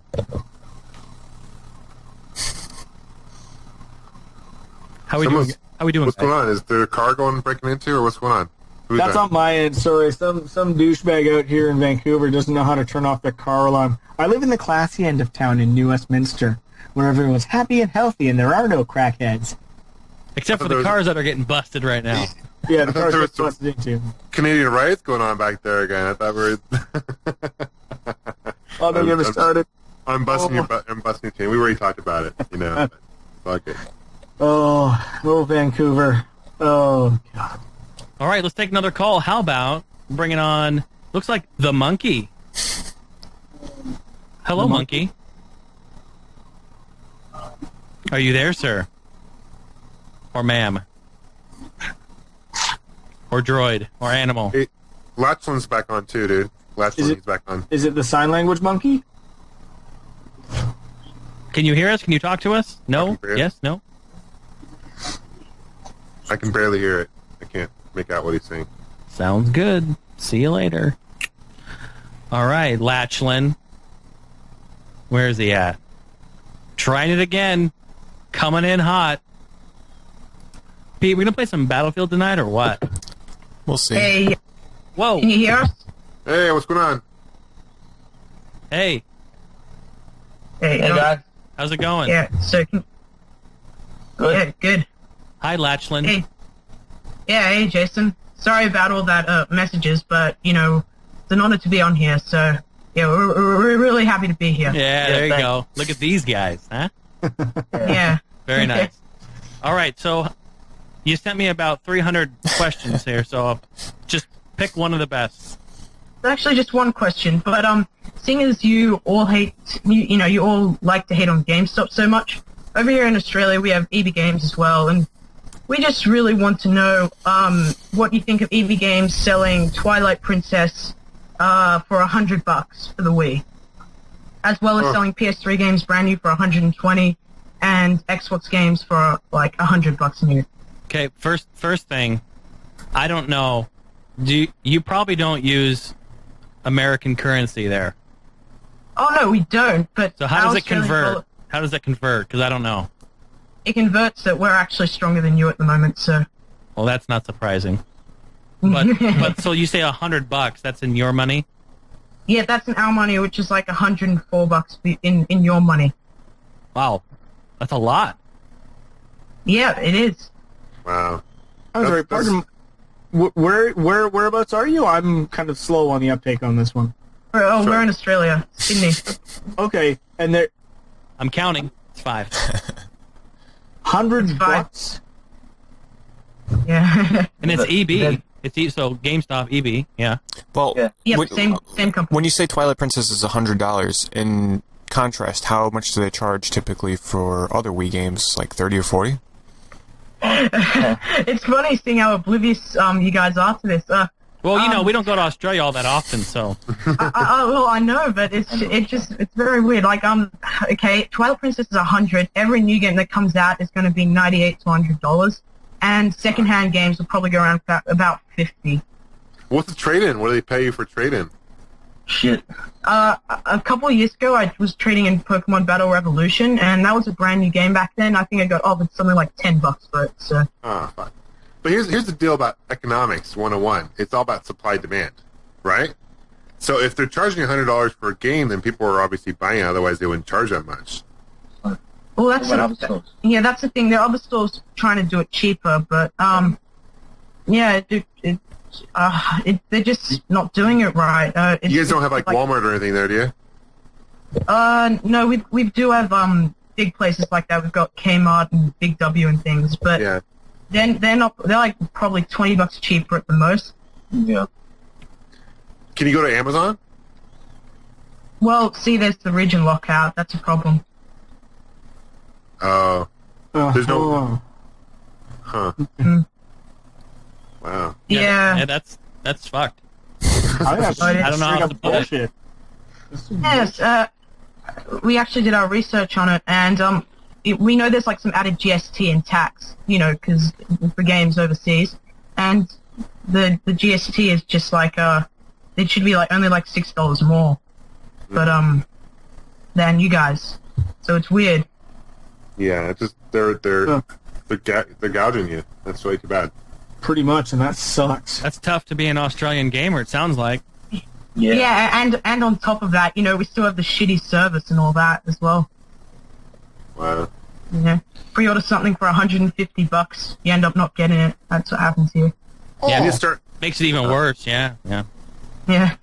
Well, yep, it feels good to have someone to bitch to, so thanks a lot. Well, we're so happy to be your punching bag. I mean, great.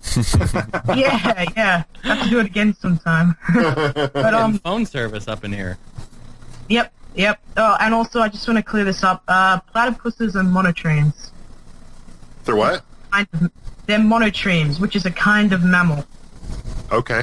That game's described. Yeah, I'm just okay. clearing that up here. Thank you. Okay. Yeah. Well, thanks so much, guys.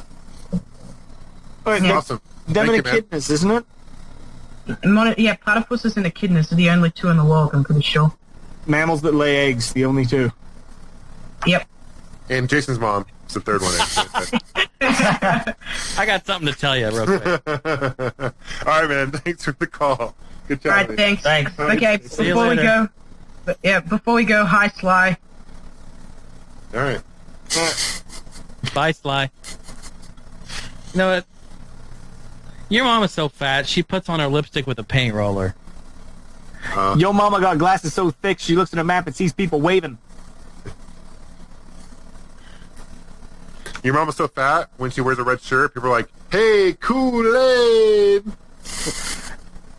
Yo mama so dumb, someone said it was chilly outside, she went and got a bowl.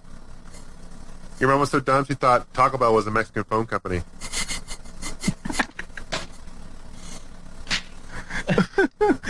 Yo mama so fat, they got to roll her a flour to find the wet spot.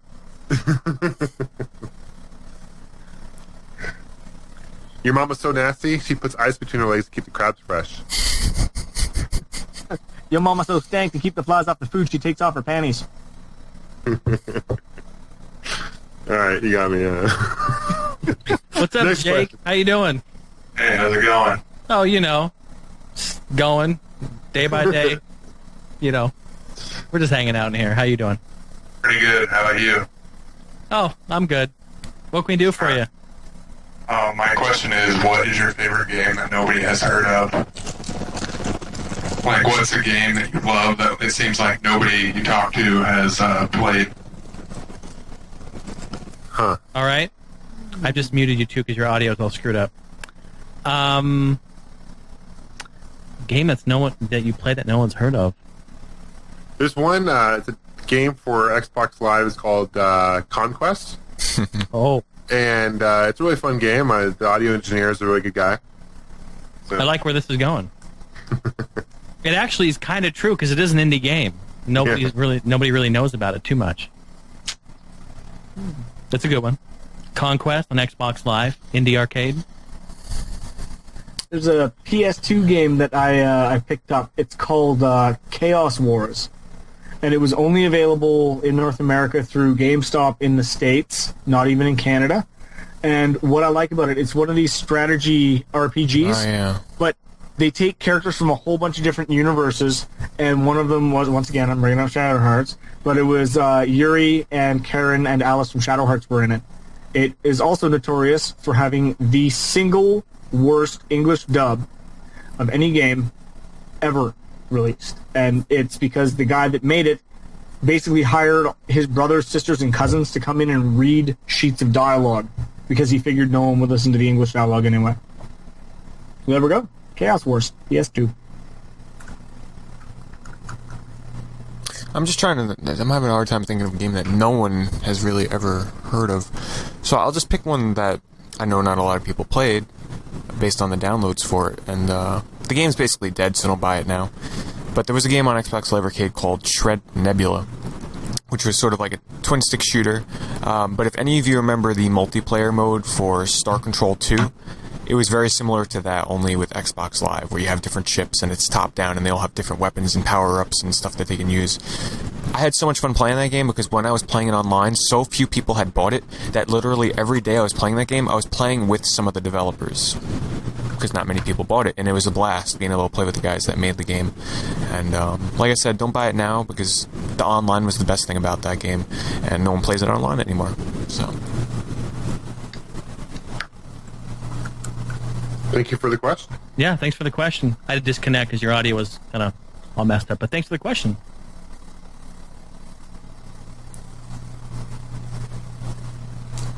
People are saying made with balloons.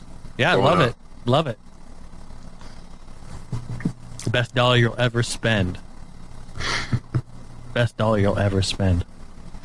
All right, so we're gonna try to get the monkey on here. It looks like the monkey. Are you there? He's there. Okay, he's got his video on, but he says he can't talk here. Okay, looks like he's like sign languaging me or something. Just type to me, man. He wrote a whole bunch of questions up here. I'm going to assume he wants me to read one. There you go, read one. Yeah, you can talk? Well, you can go ahead and talk to us. We're right here. We can hear you.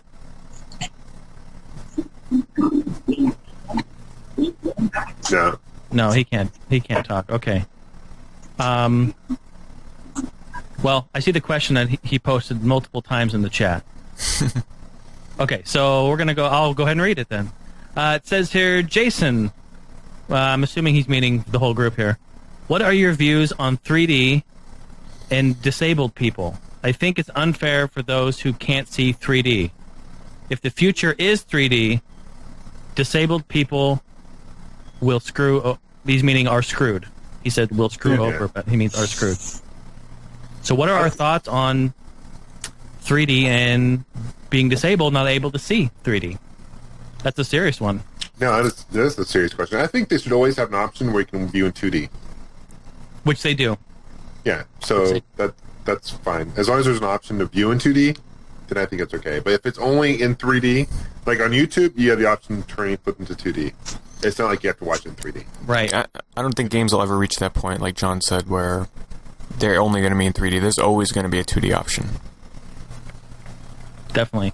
Yeah, I have a cousin who is deaf in one ear, and she's always not been able to hear out of her left ear, and so it's kind of a similar thing. It's like she can't hear like a stereo side, stereo image, and her equilibrium is like it's off because of that.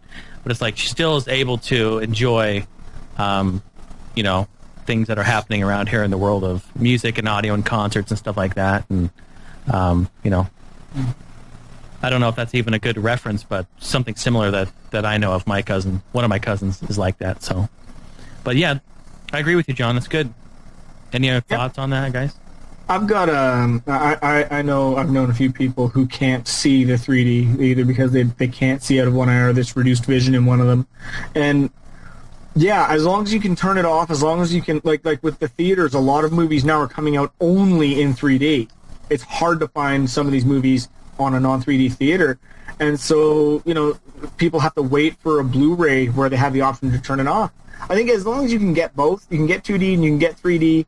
I like it.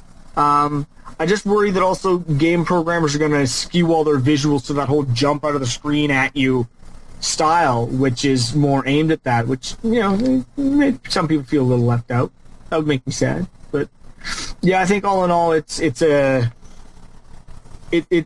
where a lot of games are going, but I don't think it's the entire future of gaming. So I don't think we'll have to worry about it. Yeah, I agree. I think it's in right now. It's pretty popular right now, and I think it's a trend that's going to continue on. I think 3D is going to be around for a long time, but I don't think that it's ever going to come to a point where this is it. 3D is it. Yeah. It's definitely going to be something that you can have as an add-on or enjoy, but there's always going to be 2D. Gaming, I think. So I turned my video on just so I could see him say hi. So I think you're all set. Thanks for your question. Have a good night. Thanks for calling in. Good question. Let's see here.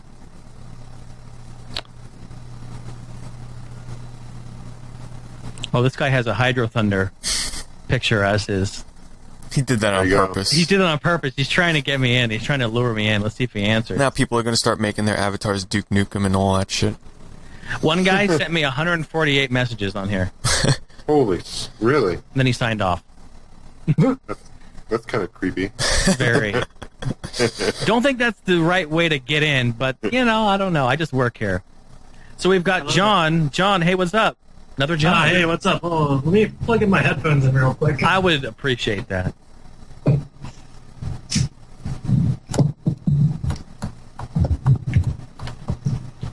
Hey, can you hear me? Sure can.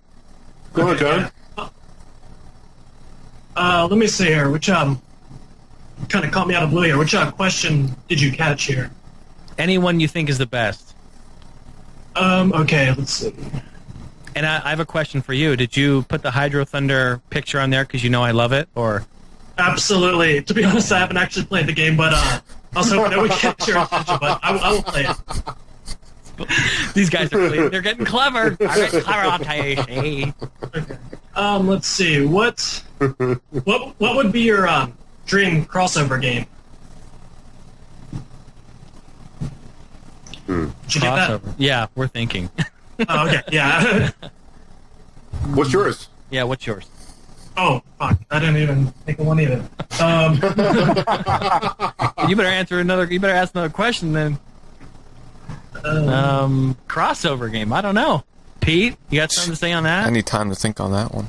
Yeah. Can I say TV series that I would really like to see crossed over? Because I'd really like to see Farscape and Firefly. Yeah. Do a little something crossover.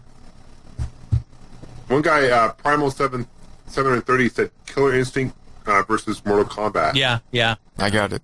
I'm going with that. I got it. Nathan Drake and Lara Croft team up for an Uncharted Tomb Raider crossover. Ooh, boobies. Ah.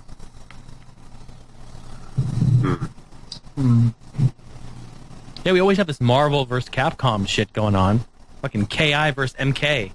Whoop, whoop, whoop, whoop. That's what I want. Boobies. Shit, yeah. Trying to think of something, but now I don't know. I'm completely blanked out. I asked the question. How about a Resident Evil and Evil Dead crossover? There have been Evil Dead video games. There's Resident Evil. Get a little Ash Housewares working his business in Raccoon City. There you go. Very nice. Wipeout versus F-Zero, someone said. It's a good one. That's cool.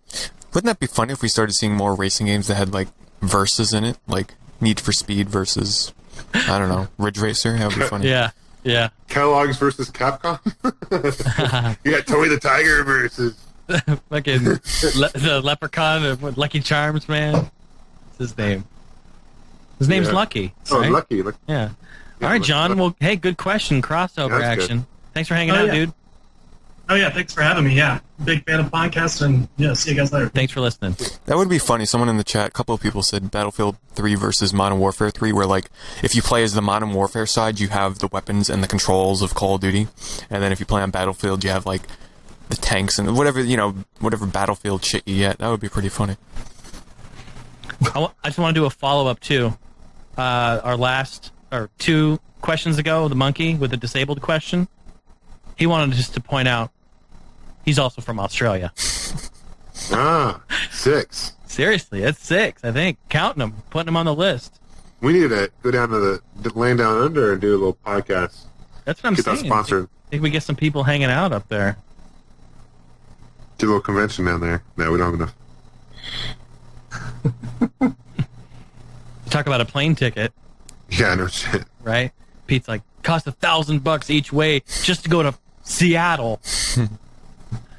All right, so we've got who we got here? We got the RPG wagon, right? Wagon. Yeah, man, and this makes 7 for the Shit, we're on a roll tonight.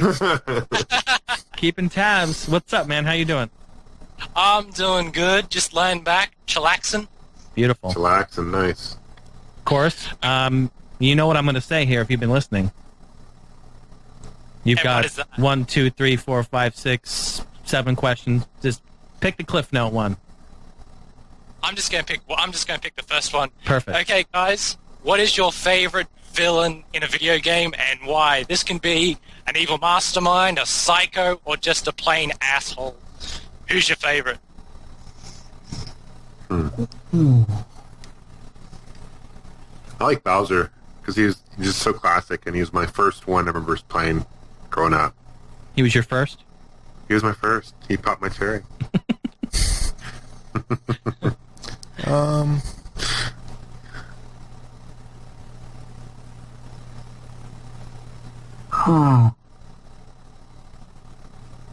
Okay, I'm gonna have to throw it really, really far back. One of the very first video games I ever played was on the Commodore VIC-20, and it was called Gorf. Wow. And the actual character of Gorf looked like this little upside-down red strawberry with yellow eyes and little yellow feet that bounced around the top of the screen, Space Invader style. You had to try and shoot him, and there's all the other guys that were crawling down trying to get you. So I'm gonna shoot it back to Gorf. Go ahead, Jason. It's one of the over-the-top epic bosses, I guess, that I really came across was, back, 95, 94, and again, here we are with Duke 3D. But you remember that, the last boss on Duke 3D? It's exactly like on Duke Forever. It's the first level. You fight that just big, huge guy with a huge chain gun and, just massive, massive boss. And that was the first one that really stood out to me. I know that's kind of I've said Duke already, but really that was pretty life-changing for me. I couldn't really believe it. And then you rip his head off and shit down his neck, and that just took it to over the edge there, right at the end. So that's mine for sure. Nice. I'm trying to think of something like crazy, but nothing's really coming to mind for me, so I'll just go with a pretty standard answer and say Dr. Robotnik. Because of all the times you encounter him, no matter what Sonic game is, he always has some kind of mischievous, kind of robot mech he's in, and capturing up those woodland creatures and all that. You're one of the first Americans to ever say Robotnik. Every other American usually refers to him as Eggman. Fuck In Eggman. Australia, we just call him Robotnik. Fuck that Eggman. It's Robotnik all the way. Yeah. Love and it. Bison's Awesome. a good one, too. Oh, I like yeah, M. Bison. M. Bison, yeah. M. icing. Yes. Nice. Well, hey, good question. Well, hold on, though. Australian, huh? Got to shout out his channel. For those of you that like RPGs, this is one of the definitive RPG channels on YouTube. Check him out, RPG Swagman. I definitely highly recommend his channel. Oh yeah, thanks, Pete. And guys, congrats on 50 episodes, man. It's just been awesome all the way. Definitely. Thank you. We appreciate that. Thanks for your support, man. And I just want to give a shout out to fellow Fantasy Star fan Johnny. Get better soon, man. Definitely. Yeah. Awesome. Wow, Australians are really representing. They really are. They're coming out of the woodwork. Just coming out of the Come woodwork. on, let's get some calls from like Japan or China, Jamaica, something. I know, right? Well, how about Ryan? Let's see if Ryan can help us out here. Ryan, my question to you is, where are you from? Can you hear me? I can hear you. Okay, good. Sorry, I'm using a Rock Band mic right now. It's all good. It works. So where are you from? Good. I'm from Bellingham, Washington. It's about 30 minutes south of the Canadian border. Oh, yeah. John and I are Northwest cats. We know all about it. Grew up in Bellevue. I had good friends up in Bellingham, so for sure. What's going on? Sweet. Nothing much. 1, 2, 3, 4, 5, 6, 7. Pick one of your 8 questions. Oh, goody. Just let me get this up. Sorry. I was Xing things out. I was about ready to go to bed since I think you have just broken your record for longest podcast ever. Mm-hmm. We have. Shit. Open up Skype, not AIM. Sorry. Oh my god. Experiencing. You're not too far from Canada, though, right? Up there in Bellingham. Yeah, not really. I was going to go up to Rob's birthday, but I didn't have a passport at that point. I do have a present for him, and I'm going to give it to him at PAX. But oh, I can't wait to see what that is. Oh, and John, I probably have something for you. God damn it! Where is this? Oh wow. Conversation. Sorry, I'm kind of nervous right now. What is your favorite game peripheral? That was one. Oh yeah. What Mario item would you like to see make a comeback in a future game? I can read them for you if you want. Or just pick a number. Pick 1 through 6 and I'll read it. I like the first one. All right, first one? What's your favorite game Yeah, I'll just do the first one since I've been meaning to ask. Okay, so now you have to ask it to make it official, though.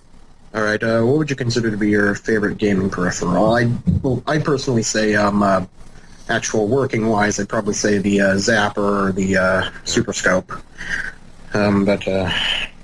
Sorry, just thinking something. Yeah, I think the key word is working one, right?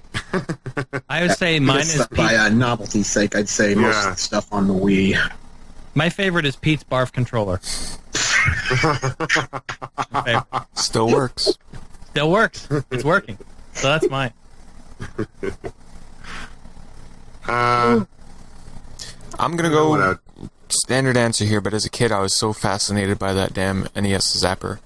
Like as a kid, you don't know how it works. You don't realize, how it's actually zapping at the TV. So I'll just go with that. Okay. Rob, got anything?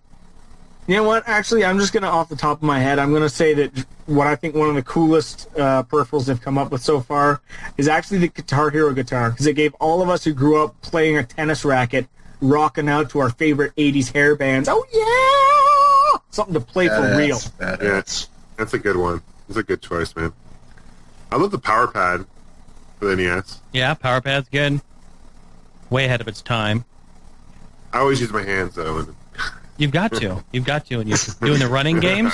Yeah. Forget standing up on that thing. Hell no. Yeah, hell with exercise, just get on your knees. Yeah, those legs can move a lot faster. Yeah. But I think the NES probably had some of the coolest peripherals for a system, though. Yeah. They just 3/4 have never worked. I mean, the U-Force and Rolling Rocker and Power Glove. The list goes on. It's a mess.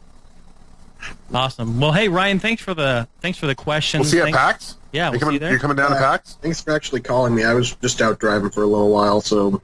Well, I'm glad I caught you. Yeah, well, see you later. Hopefully this comes out decent in post. So. Hey, are you going to PAX? Hells yeah. All right, we'll see you there then, buddy. We're gonna have a huge party at PAX. It's gonna be freaking epic. Sadly, I am 17. Oh, okay. Well, You can join the pre-party. Probably I wouldn't be able to go since it's during the concert. Well, you can still come hang out and do the meet and greet and all that stuff. So Yeah. See you later. take care. See. All right. Good night. We have made a dent. Have we? 6, 7, 8, 9, 10. There's 12 left. Just speed it up here now. Let's go. I'm going. I'm calling them as fast as I can. No more. Make a cutoff. You gotta make a cutoff. Okay. No more questions. I'm sorry. Yeah, no more. We're done. Yeah. I just got a call refused. Unbelievable. They don't want to talk to you. They don't want to talk? That's fine. We don't have time for it. Mom just walked into the room. Get to bed. Dude, the second we said that, no more calls, I got 20 more. Just popped in. Really? All right. So I'm taking, what? Let's put a cap on this. 12 more. This is 12. Look at Rob. 5 more. 5 more? 5 more. I think, yeah, 5's probably good. All right. It's late. It's going on 4 hours here. Yeah. We're doing 5 more here. That's crazy. Just like clockwork, it just went, my chat window just went. You gotta love it, though. It's cool. Everyone's really wanting to be active in it. It's really cool to see.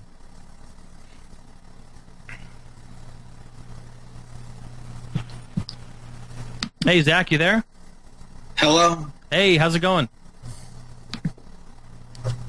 Hello? Can you hear us? We can hear you clicking away. Yeah. Hello. Hello? Earth to Zach. Hi. Are you there, sir? Hi. Can you hear us? Yeah. Yes. What is your question, What's your Zach? question, homie? He's trying to rickroll us or something. Okay. We're done.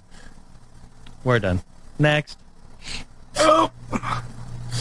He's like, you can hear him clicking away on YouTube. He's clicking. He's doing some shit. Either that or he was very nervous, and we apologize. If that's the case, yes. Howdy. Howdy, sir. Welcome to the show. Well, thank you.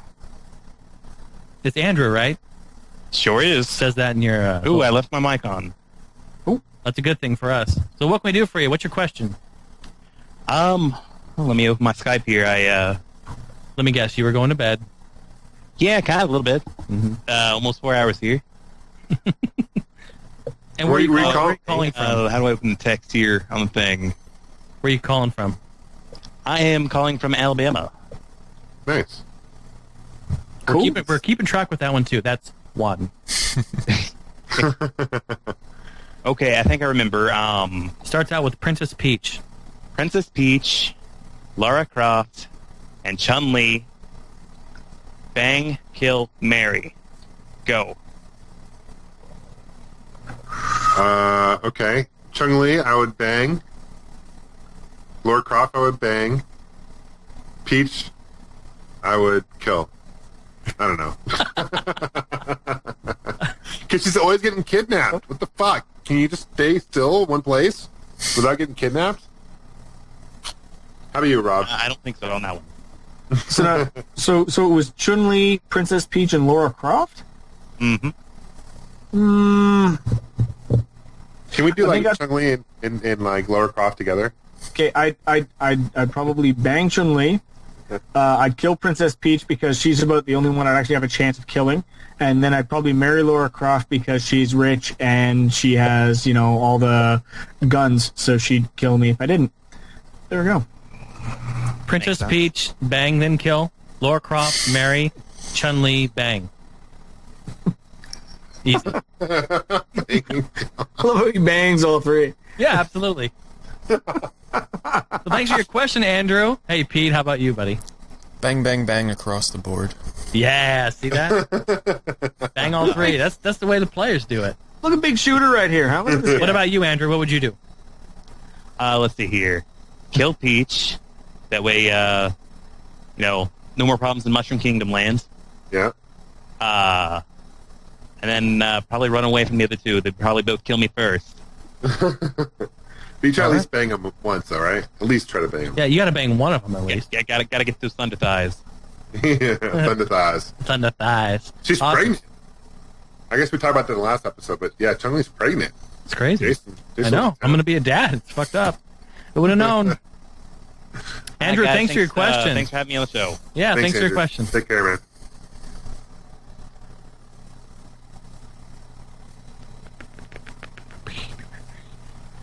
Okay. One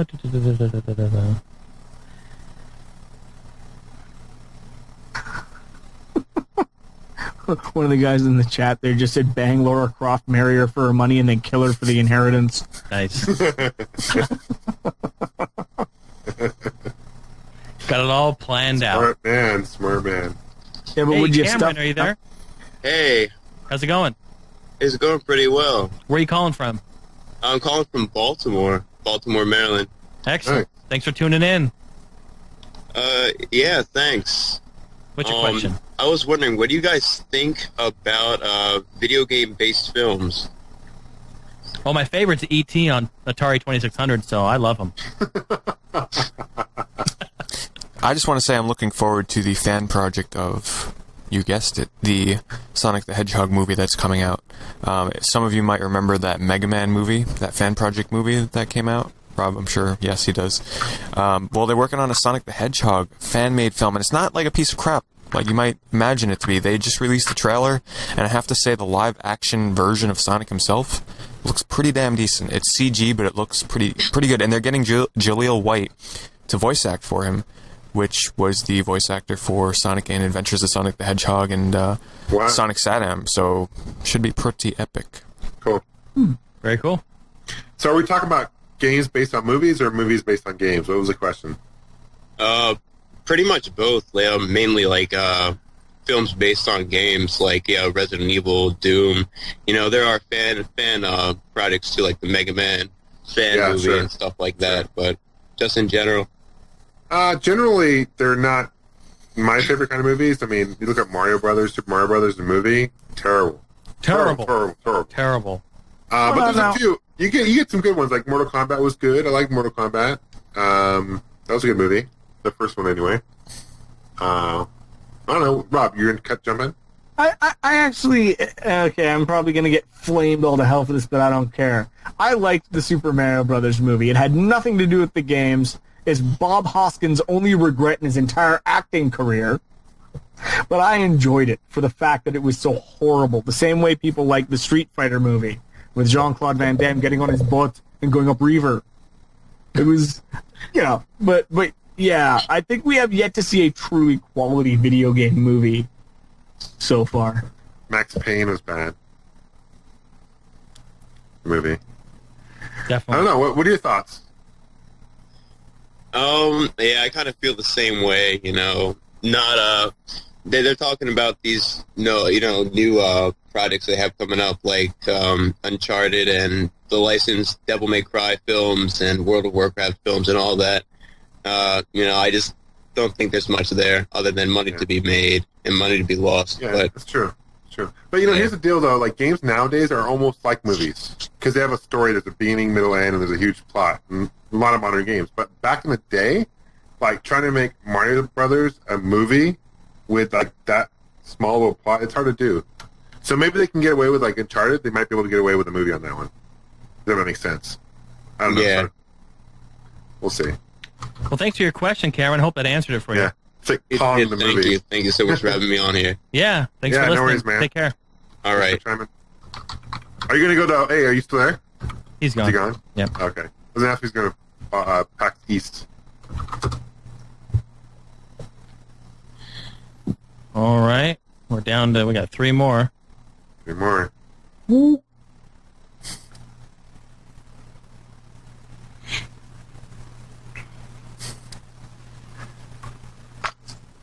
Yeah, I like the Super Mario Brothers movie. I have it on Laserdisc.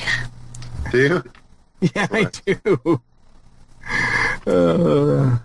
I should watch it again because I probably wouldn't enjoy it as much, but I have nostalgia for it, and that tends to keep it going. All right, looks like we have Bill Murray. Holy shit! Any resemblance? My name is Duke Nukem.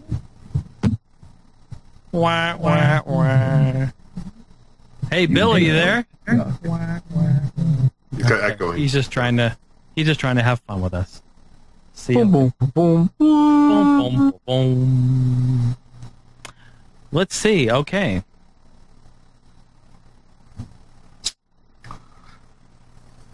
Boom, boom, boom, boom.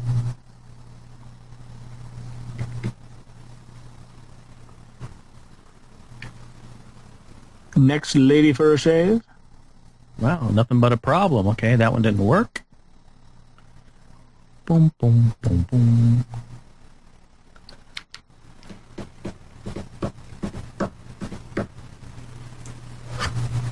Oh, God, I told you I panicked. Did you see that? Jonathan. What's up? How you doing? I'm good. How are you? Wonderful. Welcome to the show. Pretty good. Where you calling you from, calling Jonathan? Reisterstown, Maryland. Nice. That's two. We're keeping track. That's two. Very nice. So what's your question? Because you have a whole bunch in the chat box there. Why don't you pick one? I guess I'd go with the one. Yeah, how about, is there a game that any of you are playing right now that you wish you could finish? Like, you put down and then you wish you could just go back? I hope and wish that I'll eventually be able to force myself to finish Paper Mario: The Thousand Year Door for the GameCube. I started it up and I was having fun with it, and I just stopped playing it like almost every other goddamn RPG I ever play. So I hope I can get back to that sometime and finish it up because it is really good. I don't know what took me so long to actually play that game, considering how big of a fan I was of the N64 one. I don't know what took me so long to we're getting some echo. Uh-oh, echo. I got it. Okay. As for myself, probably Red Dead Redemption. You know, I'm probably like maybe 7 hours into it, but I just haven't beaten it yet. And it's been a while since I picked it up, so I wouldn't mind getting back into it again. It's just, I don't know. How about you, Rob? Well, I've got Tales of Vesperia that I'm about 6 hours into that I'd really like to get back in and finish. I've also started Alan Wake, and I have to play that. I know it's supposed to be amazing. I've been playing that too. What are your thoughts about the game? You know, I've only played the first chapter because they do it in those sort of little episodes. I only did the first one, but it was mind-blowing to me. I just love all of the effects and the way that they use the flashlight in the darkness and the confusion. There were 4 not fan films, but 4 short films that they released on Xbox Live that sort of preface the story of the game. Huh. If you haven't downloaded them, check them out before you play it, or if you've just started, check them out, because they mess with your head. It's kind of like watching a DVD, though. Like, when you start getting to the other chapters, it's like previously on Alan Wake, and it goes to the whole, you know, kind of like you would watching a TV series. It's pretty crazy. But, you know, only frustration I have about the game are the fact that I always run out of ammo, and my batteries always end up dying, so I feel like they should maybe give you a little bit more. Oh. Yeah, what happened? Uh-oh. What happened? I have no Did idea. my video die? You guys Why lost is my video video- for each other too, then, right? I guess Yeah. reboot it up. It's weird. Yeah. Whoa. What happened? Mine is saying, I click on my video and it's saying that I need a group subscription. What? Isn't that interesting? Mine says get group video. If I Yeah. click my video. That's what mine says. Yeah, too. it's supposed to be a 7-day trial. Skype has had enough. They said, this is too awesome, and our servers can't handle it. We broke a record for the longest podcast. Yeah, we did, man. We're like, 4 hours. Yeah, there we go. Damn. Unless you want to end the Skype call quick and try rebooting it.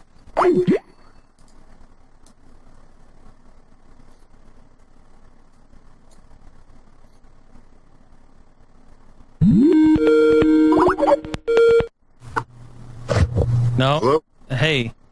I got video. Oh, Johnny, you're calling Johnny. I got it. He's probably trying to sleep, and he's like, "What the fuck?" I hung up. Probably gonna wake up like Chrono Trigger. Got him. All right. Yeah, it was weird. Just That was disconnected. weird. Yeah. Well, we're back. Are we back? Are we live? Still got Johnny's picture here, but he's with us in spirit. That's right. In spirit. Oh, there it goes. There he goes. His spirit's gone. I think we got 2 more questions, right? And then we're going to call it. Yeah.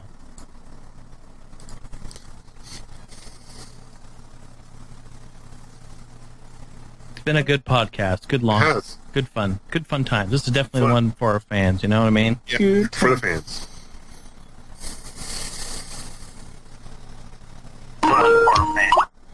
Oh my God.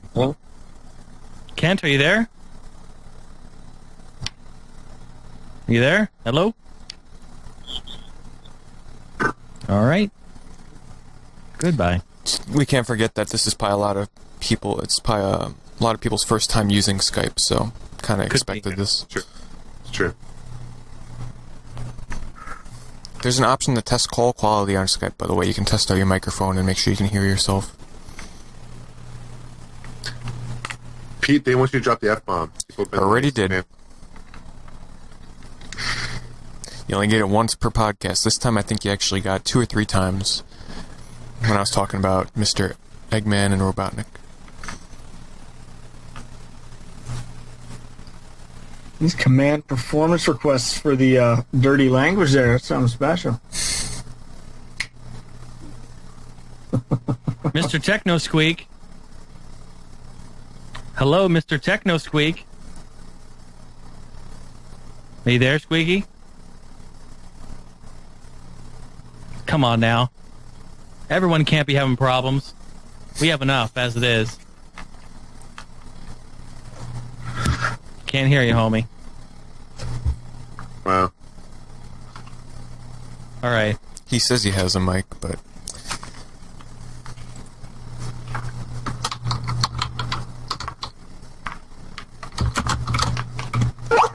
Hello? Are you there? Can you hear me? Sure can. Yeah. Can you hear us?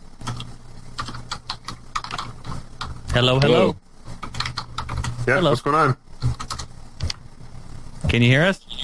Can you hear me? Yes, we can. Yeah. Yeah, All what's right. Cool. All right, what's your question?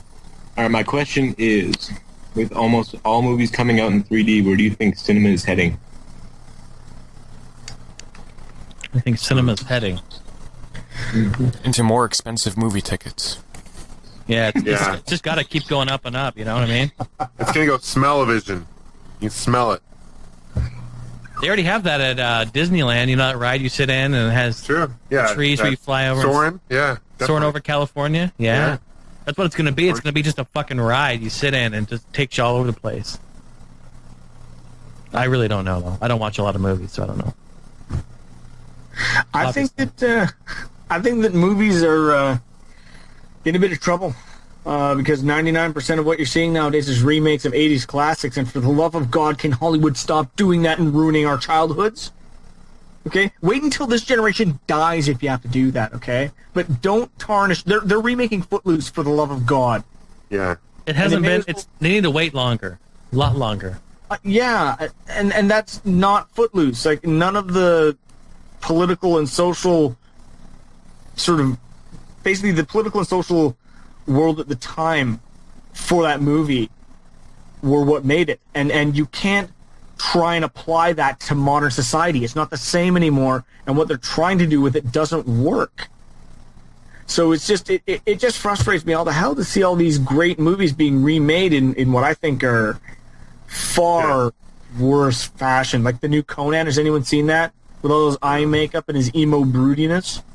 How about Smurfs? Like Crow brings it up, like fucking Smurfs. They're bringing a CGI Smurfs movie. Yeah, I've seen that. You know what? I love Neil Patrick Harris. I love him with all my heart. He's a fantastic actor. I love everything he does, but that may be the unforgivable curse on that one. Honestly.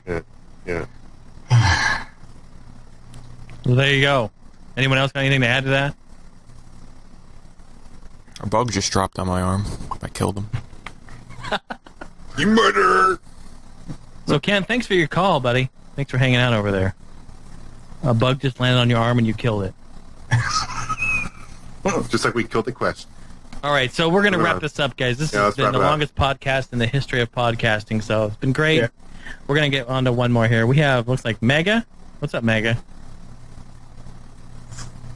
You there? Ain't this a bitch? Oh, hey. Hey! Hey! Welcome to the show. Oh, well, thank you. What is your my question, sir? is... Well, I'm looking at Skype here. Where you calling from? Yeah, good question. Where are you calling from? Down in Southern California in Riverside County. Cool. Cool. This question is... it's been almost 2 years, so what are your thoughts on the one they call Toby? What? Who's Toby? He's a fucking bastard. At least he's not on hand tonight to screw this one up. Who's Toby? The ones that get it will get it. I have no idea. I'm lost. All right. Yeah. Luckily, it's an easy question for me. For the last Anal sex. Anal sex. Rob's confused. Is that an offer? No, thank you. I think he disconnected, so he's just having fun. Who's Toby? I have no idea. So, all right, there we go, guys. Hey, how about 50 episodes down? Pretty awesome, huh? What a way to end it. Damn. What a way to end it. And another 50 more, huh? Another 50 on the way, right? Absolutely. Man, you know what? It has been a blast. I've listened to as much of it as I could. We were sort of eating getting through part of it and all that. So I'm definitely looking forward to re-listening when this one hits the airwaves. But guys, thank you so much for inviting me out again, for having me on, letting me crash the party, as it were, and for letting me join in with all the fun you guys are always having. This is so great, you know. And as also a fan, thank you guys for putting on the best damn gaming podcast available. Because it's like hanging out with the guys every time you listen. It's like sitting down, cracking a cold one, and just chilling with your friends. You guys keep it so real and so fun, and you're always just so lighthearted and good times. So, you know what? On behalf of all the fans as well, thanks, guys. Definitely. Thank you, Rob. That's awesome. And definitely Alright, guys, thank you take care. to Johnny for stopping by. We definitely did appreciate that. Yeah. Yeah, definitely. Thanks to the chat room, too. See ya. Okay, well, soon, Johnny. I have control over when we end. Yes, you do. I will sit here and just stare into your eyes. Jason, are you going to edit all this? Probably not. Fair enough. Alright guys, episode 49 will be up tomorrow. Thanks for listening. And see you again at episode 100. Well, whenever we do our next live show. Who knows when that'll be. Yeah, exactly. Sooner than later. Yeah, Sooner than definitely. Yeah. See ya. Bye-bye. later. See you guys. Bye. Night, everybody.